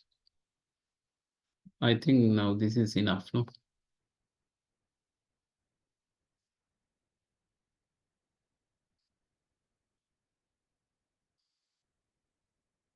This is what the cradle to cradle. Industrial ecology focus on the redesign of manufacturing. So what the manufacturing industry should think. So actually, this is this should come from the leaderships, the main man of the manufacturing. You should create a culture, environmental culture. These are the values that you find when you go through the strategic management. You discuss on strategic intent, vision, mission, and values. VMV. VMV is the strategic intent, right? So how you create values, you need to develop the culture and make aware the people, reduce waste, uh, and do not to put everything together. And there you can create with the systems. If you practice the 5 years, 5 years practice in your workplace, you can make this discipline, right? If the system is properly working, you have to go through the PDCA cycle, plan, do, check, act, right? Not only one time, you need to continue it. The leader has to create the things. So If you create good discipline in your workplace, you apply 5S and make it a very nice environment. This is where the visibility comes. Then people get used to those practices, right? This is where the system will change. So good system will make people. Even a bad system will make good people in bad, right? So when you develop a good system, because you can't correct people. So I never try to correct people. Most of the time I try to correct the system. So when you correct your system, then people will adjust to the system. So you can create the culture. So manufacturing industries, I have recently I visit one company, they make some food item, but going through the process, I see very important to create the culture. So you don't want to practice all 5S's. Only 3S is enough. Even Japan now practice 3S, right? So you don't want to go all 5S. So 1S start from implementing one by one. Don't try to put everything together. So you select first S, then go to the second S. Likewise, develop it, but it should continue, right? PDCA is important. So green, the value chain, green procurement, design your product packing, green design, energy consumption. So all you can develop the cost drives, then eco practices and packing, manufacturing. Again, you need to consider the green, the energy and the waste, and distribution contribute to again the energy. And the reverse logistic, where the disposal comes, you have to get the things back and need to do creative things. You can use it for your existing product, or you can think on have some other product. So purchasing, find these things. So it is useful to have systems, 14,000, 9,000, all the systems, then you get some controls. So those are the boundaries where you find the controls. If not, no one will do your own, right? So if you can do own, that is better. And having a system in, again, a cost. So you have to register with the external parties. There you need to pay some cost. So this is why most of the small scale organizations reluctant to have systems. They don't like to, it's another cost. So you don't want to have system, you can follow system and develop your process. That's okay. So then there is purchasing you can do. Then eco designing, even the supply chain designing process, designing team can do, consider all these areas when you design. You're designing packing, designing transport, location identification, and how you select the suppliers, all can include in this. Eco design, then green practices in supply chain. There are two areas, reactive and proactive. Reactive means legislation and regulations. Under legislation and regulations, you find two things. One is the statutory requirement and the regulatory requirement. The proactive is the procurement, where you can involve in eco design, reverse logistics, and all these things. Those are the two practices which explain in ISO system. Then lean is what you focus on waste, right? Lean means waste. So you don't want to have lean if you can manage yourself. So where the non-value adding processes are there, you can identify and eliminate. So it is a concept that is almost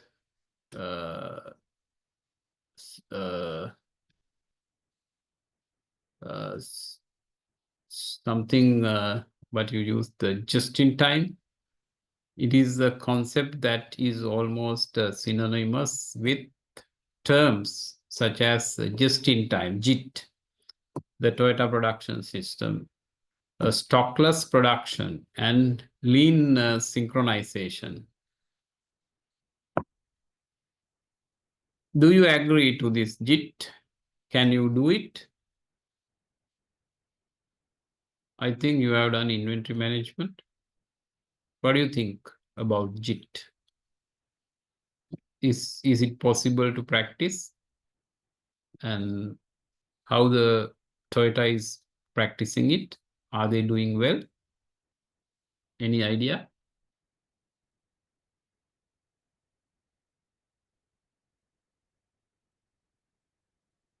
Yes. So, like Toyota is really doing well with this JIT, but Have you for seen? the Sri Lankan, I haven't seen, but You I have to have see. learned a little bit. Yeah, but for the Sri Lankan context, I'm Mhm. not sure whether it's practicable because I'm Mhm. working in the health, and whenever we get the stock, we have to stock it. So actually, we do are spending on not the warehouse, of course, but we are Go spending. through the Kaljic metrics. You can Yeah. you can separate the things and take some actions. I also had this doubt, right, whether we can practice this JIT. And I got opportunity to visit Toyota. And this is the main requirement that I want to see whether how they practice it. So yeah, they don't have a warehouse. They practice it, but they have some sort of stocks. Where? Now you have gone through inventory, no? Have you done inventory management? Bhamini? And not yet, no, sir. Not yet. Not yet. Okay. Inventory management, there are basically 5 items, right? One is raw material. Other one is finished goods. Other one is consumables. Other one is spare parts. Other one is work in progress. So other than work in progress, all other 4 items belongs to warehouse. Work in progress is on the floor, right? When you go through Toyota, you will see a lot of parts in the work in progress. So they have some sort of extra in work in progress. So their stores is work in progress. So it is difficult you to manage exactly, right? But you need to have some extras, but not as ours. When you get separate warehouse, what will happen? There are a lot of redundants. So non-moving items. A lot of recently I visited one company. They had around a small company that now they are struggling cash flow something when going through the stores found around 1 million, 100 million worth of spare part, not the spare parts. They are trading company. So not moving. Reasons, especially those are because those parts very fast changing the technology.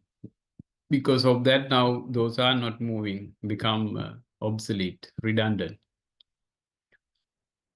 So what customers want, exact quantities, exactly when needed, exactly where required, and lowest possible cost. So lean is very important concept. You have to use it. You should have with your mindset. Lean means you are eliminating the waste. Every actions, every process, every functions you can observe closely and see uh, what are the functions that not add value, right? Think on cost and value. So change your mindsets, think on cost and value. So the Tai Chi is the one who brought this concept, father of the Toyota founder. The Toyota is the one who introduced this. So Tai Chi is again a guru of the quality management system as well, because he contribute a lot. TPS and all the concepts came with the Toyota production system. So lean means you are trying to reduce the area. Area means the waste, and make the process fast. So technically, you can use this example where you find a pipe having two areas, and the flow, you will see when the area is bigger, the flow is the velocity of the water flow will reduce, but the quantity is same, right? The quantity what you deliver is same. Only thing you reduce the area, you reduce some of the functions where those functions not adding values, right? So so you can select. There are processes in your organizations. Those processes you can select and apply lean, and observe what are the functions, activities in that, and do some analysis and see. You need to increase the velocity. Right now, when you go through some of the government organization, you can see how many people are there and what is the velocity of their work, how fast they work. So compared to private organization, you can see that's a utter waste, right? So there you need to apply the lean, where you can, you don't want, recently I heard one of the member of parliament or someone who advisory committee said that to reduce the government strength by 500,000 people, right? They wanted to remove. There are excess, and a lot of people you find no productivity.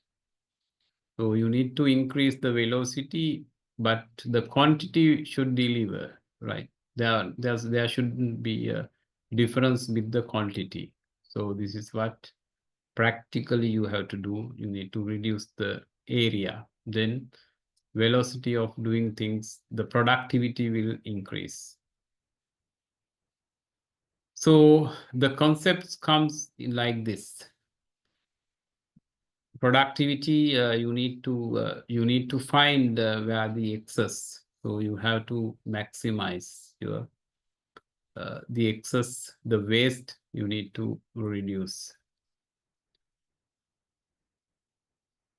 Lean philosophy is its focus on elimination of all forms of waste. Waste can be defined as any activity that does not add value. For example, studies often shows that as little as 5% of total throughput time is actually spent directly adding values. Throughput times mean the process, work in progress multiplied by cycle time. This is what the throughput, work in progress. how your work in progress. You take 5 minutes to complete, and how many people are waiting. When you go to bank, you can see how many people are waiting in the queue. There is utter waste, right? So queues waiting is utter waste. So in lean, there are items, 7 items. So you need to reduce those waste item, and then definitely this is the concept that introduced by the lean. So James, lean meals, 30 minutes meal. So you can see this is how you can make the there are repetitions. When you want to prepare a meal, you just see how many actions, how many activities you are doing, you are using, how many movements, how many minutes there are. You can note these things as A, B, C, D, and then mark every activities. So thereby you will see a lot of repetitions, repetitive things.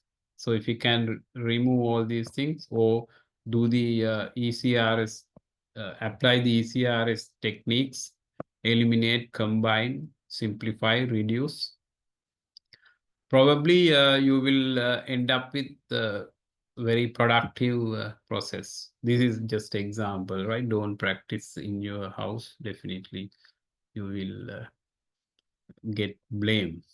So you do whatever you want in the house, in your cooking process. But when you go to your factory or your workplace, apply all these things, right? Where you need to definitely you will get good increment, good bonus, right? In house, you will not get anything, only the blames, no? The meal, the lunch delay or something, or no taste, all those things. Because of that, you take time and get good quality food. But when you go to work, you can apply, definitely you will get good rewards. 3 perspective of lean. Involve staff operation, drive it continuous improvement, the elimination of waste. So I have explained all these things, what is continuous improvement and waste and the people factor, right? Benefits, then risk of lean system. Increase the stress on workers due to increased responsibilities of equipment changeover, problem solving, and process and quality improvements. The stress. Few resources, you find limited resources, and your velocity is high, probably you will get some stress as well. But think there are 2 things in stress, right? Eustress and distress. Sorry, distress. Eustress is the good ones. Stress you can divide into 2 parts: eustress and distress. So you can tolerate a stress like that, right? There is a point. If you exceed this point, probably it will be distress. So don't exceed the point. So you need to manage it within the stress. You need stress in work, right? If you don't have stress, then that's also another problem. So you need to create. This is why the bosses are there. They will create, right? Sometimes they will create. So you need to create conflict, but be careful very within a very under control system. You need to create that. So when you create conflict within your subordinate, definitely you will get good output, right?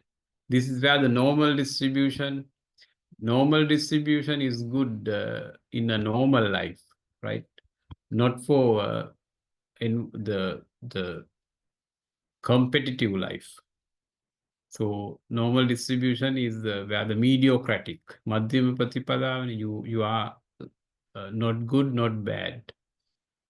So you need to skew this if you want to get more productivity, right? This is where you need to create some conflicts. So more conflicts, more productive. So the stress is the one of the risk, but you have to control it. Try to be within the U stress. U stress is the good one, right? And this is another area. If you, I can give you some solution if you find stress. Anyone is under stress? No? Tell me.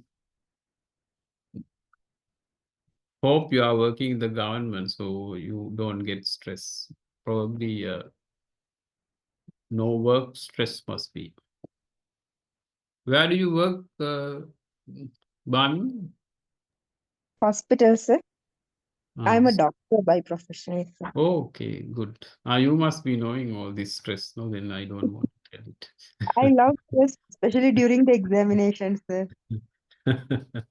No, when you get stressed, you do some exercise. Yeah, And yes, better. that's true. It should be there, otherwise we will not study at least. Hmm. No, there should be stress. Then I need, that is what I Yes. purposely I do. I make stress. Yeah, Uh, sir. Me too. Like once we get the date of the examination only, we start to study, sir. That So is the another syndrome, no? That is called student syndrome. yes. Last moment work. But it is effective, sir, compared to the previous days. Of course, it's highly effective, actually speaking. That the doctor, the Arjuna is one of my student. From where, sir? My He same batchmate, sir. he Same did no, he did master of the project management MSc. We Yes. both are in the same batch, sir. Ah, Yeah, we but did he didn't medical complete it together. at the last moment. Now last From last from month only he had to do the research work. okay. He was when I search, he's missing. So finally, I found that he's in the parliament. We both we did the MSc in medical administration together, Ah, and he did MSc in project management with the Cardiff, and I did yeah. It's one of MSc. my. I did him 3 subjects. I teach him 3 subjects there: innovation, then capstone, and finally, only the research was there, but he didn't do that. Oh, But really? so after 5 years, they will come back. He will come back. Okay, okay, okay. Okay, the Toyota approach. Where do you work? You work in hospital or? Nuvareli, sir. Nuvareli Hospital. I'm Ah, working as a deputy director here. oh, okay. Nice to hear about that. When I come Norelli, I will visit Sure, there. sure, sure. And there is another colleague, he didn't attend today. He's also, he's the MS, medical superintendent of one hospital, orthopedic wala here. Ah, okay, good. So, having lean, what you need to understand the concept, right? Where you can eliminate the leisurely read this. There are around 70 odd slides. So I use it for complete 3-hour session. Unfortunately, this time the scope given to me, some problem is there. So some of the other areas also coupled in this. The value chain is a separate area which needs to be done within 3 hours. So they have coupled it to another area. So because of that, this time got some confusion in this. So I'm trying to manage everything within this. Because of that, I'm unable to give you in-depth knowledge on that. Anyway, the lean concept is one of the important things that relate to the value chain, right? And the value analysis what we did last time. So all the subject, all the areas what I explained to you during this 3-4 days, basically interconnected. So strategically you have to think, lean you need to think. So likewise, those will give you, those will contribute to increase the value. So in lean, you find this, the Muda and Kanban, Muda, Mura, and Muri, those three, and Kanban, then Hijunka, then Kaizen and Jidoka. These are some of the concepts what you learn in this lean philosophy. So Muda is on waste and inefficiencies. So when you do something, how you, let's say, transportation, how you use it in an effective way, efficient way. The Kanban is another process. When you want to do something, you can use this practice. You can have different we call it the, what do you call, the paste. There are a sticky paste, no? In 3M company they have you can stick the small paper.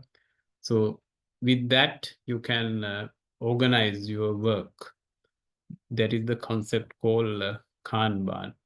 And Heijunka is what the variations in production volume leads to waste. So there it control the volume of the production.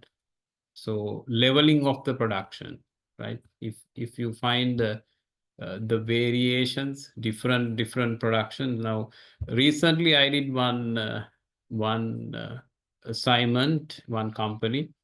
They wanted to have expansion, right? So they want to enhance their capacities. So we need to build another factory that cost around 60 million. Then I was asked to do an analysis and give a decision whether to go for it or not, a need analysis.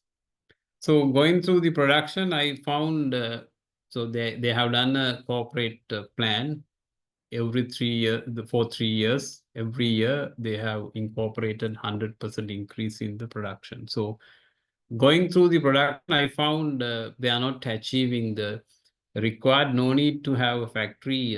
They can manage it within the existing factory if they properly use it, right? So example, 1 month they produce 10 tons, another month they produce 20 tons, another month they produce 5 tons. Likewise, there is not level.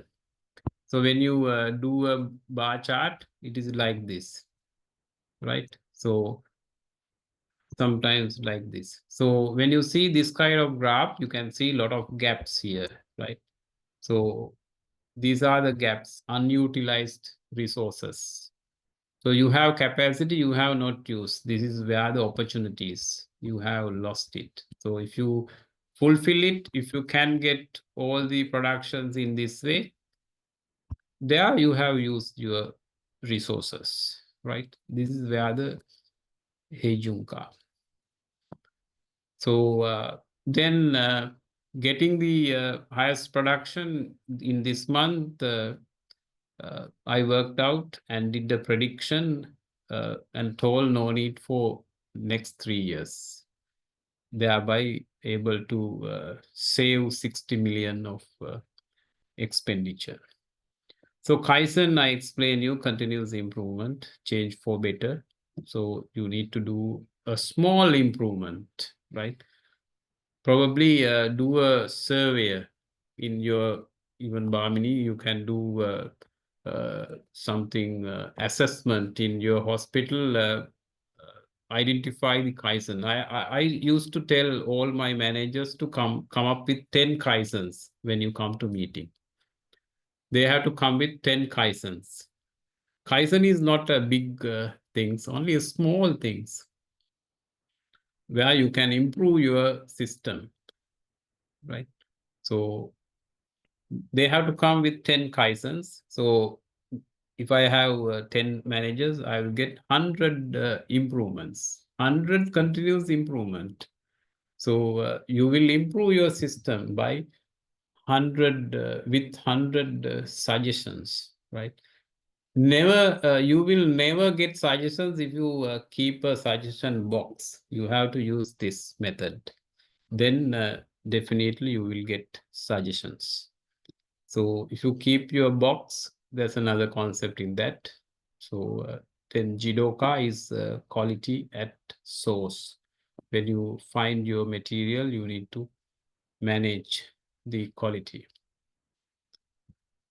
So Toyota production system, when they find two areas, continuous improvement and respect for people, this is where we never find respect. So these are the two things that Japanese got success. And Toyota production system, standard work practices. So all these things are okay. We don't have enough time. Lean operations. Yeah, this is 3M, Muda, Mura, and Muri. This is what the Muda, Mura, and Muri. First is the waste. So second one is underload. Third one is overload. Overload and underload and waste. All three waste. 3M. And lean concept, this is Ono's 7 waste: transportation, inventory, motion, waiting, overproduction, overprocessing, and defective product. There's another one I can't remember. 8 items. Unutilized talent. That's right. Unutilized Talent. talent. Yes, that's right. Thank you. And they have included these unnecessary information. Over Yes. information is Yeah, also waste. Yes, unnecessary informations. So basically those are focus on lean. Different concepts come different time. So the 8th one I saw, but I couldn't remember it. Thank you.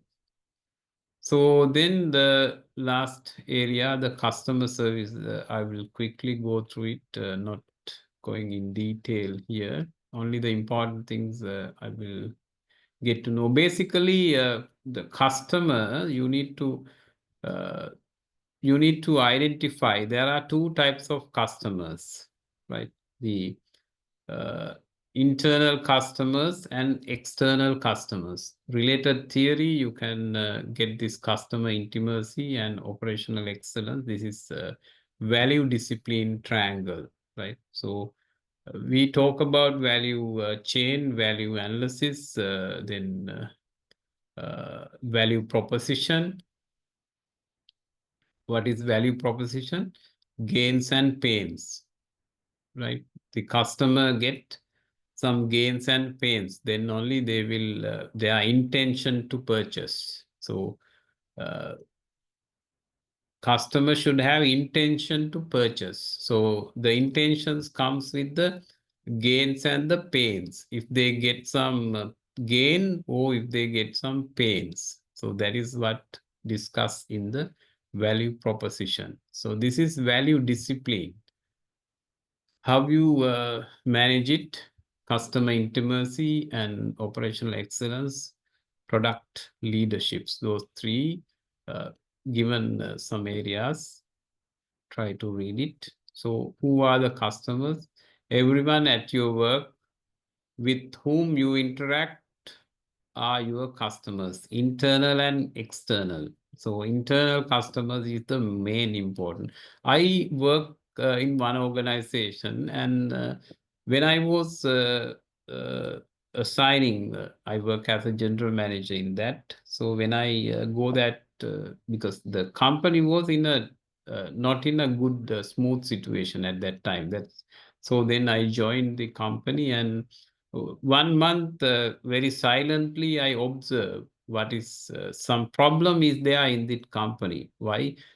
The marketing try to blame production, no material, no goods. Then production blames marketing. These are the things available. You have to sell, right? So it is a kind of tug of war. So then I was silently waiting and looking what is the real problem in this. So and finally what I got understand the problem with this.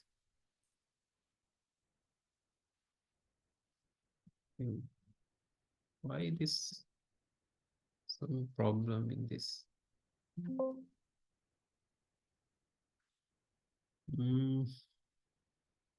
Yeah. So finally, I understood the problem is with this internal customers. So if I ask you who is your customer, probably you will tell your customer is the end user, right? If I ask accountant, he also tell me end user. So if I ask quality or production, or let's say the telephone operator, you also tell me the internal, the external, the end user, customer. The concept what we know, customer means those who use our product, right? So that is external customer. Internal customers are there. So when I go through the process, the problem, I found the problem is with this concept, because no one knows, no one understood that they have internal customers, right? Accountant should make the salaries and pay it on time. Then their customer, who is customer, all the employees in the company is the customer of accountant, right? Accountant is the supplier. So if he or she do it properly, then the customer will happy, satisfied. So they are the people. This is why when you do performance evaluation, you need to focus on 360 degree. So peers, subordinates, all you need to get the views. So production should understand their customer is the marketing. So what marketing require, they need to satisfy. When marketing happy, then that means the production has given their fullest support to marketing. Marketing will make happy the customers, end customers, buyers, our clients, right? So this is the main problem he was in that company. So gradually I was able to manage. I was able to make the people according to the requirement, and finally there was a exponential growth. So when I was going that company, the production was around 250 tons per month. When I was leaving it, around 750. So this is the only concept I use in that to make understand people. Then there was a very good culture in that. So people understood quality understood who is their customer. Then marketing understood, production understood, then accounts understood. Likewise, different people, internal customer satisfactions, they started. Then there was good culture. Types of customers, many types of customers you find within the supply chain process, right? So dimensions, economic value, social value, then 3 areas: economic value, social value, and psychological value, which we discussed last time. The esteem value, using something branded product, then you will get the esteem value. So those values you will find with related to customer. So basically, other things you can go through. And also, what I need another thing to make you convince on, we focus on customer right now. With the latest improvement, you can't create now what Peter Drucker said to businesses creating customers right now, not the customers, the stakeholders. So you need to create stakeholders. So stakeholders are defined those who get interest, impact, and influence. 3I. 3I. Impact, influence, and interest. So this is the definition given to stakeholders. So you need to manage stakeholders. You need to happy stakeholders. Then only you will be able to have a good business on time. So anything you want to discuss? So I think this is enough, and we will be having another session revision. So I need to go through how the paper can be set. So give you some key areas at that session and also do some revisions as well. If anything to discuss, we can discuss. Another 5 minutes we can have.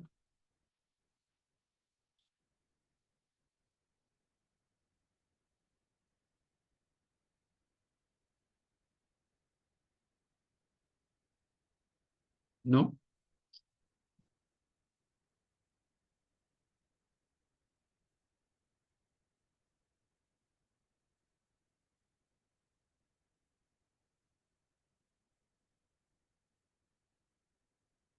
Yes, Ganga,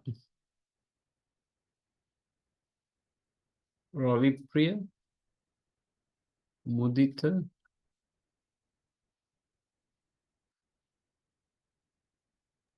Yes, sir. Anything we want to discuss? Well, no, sir. What you have taught us today was clear. I think you could not complete whole, but it's clear. Okay. So today lesson is very clear. No questions to ask. Okay, thank you. Thank you, sir. Thank you. Right, you're welcome. So we can stop at this point then. Okay, Thank thank you, sir. you. Thank you, Good sir. night. Good night, sir. We'll meet Thanks. again at the revision. Thank you, sir. Good Okay, night. okay, thank you.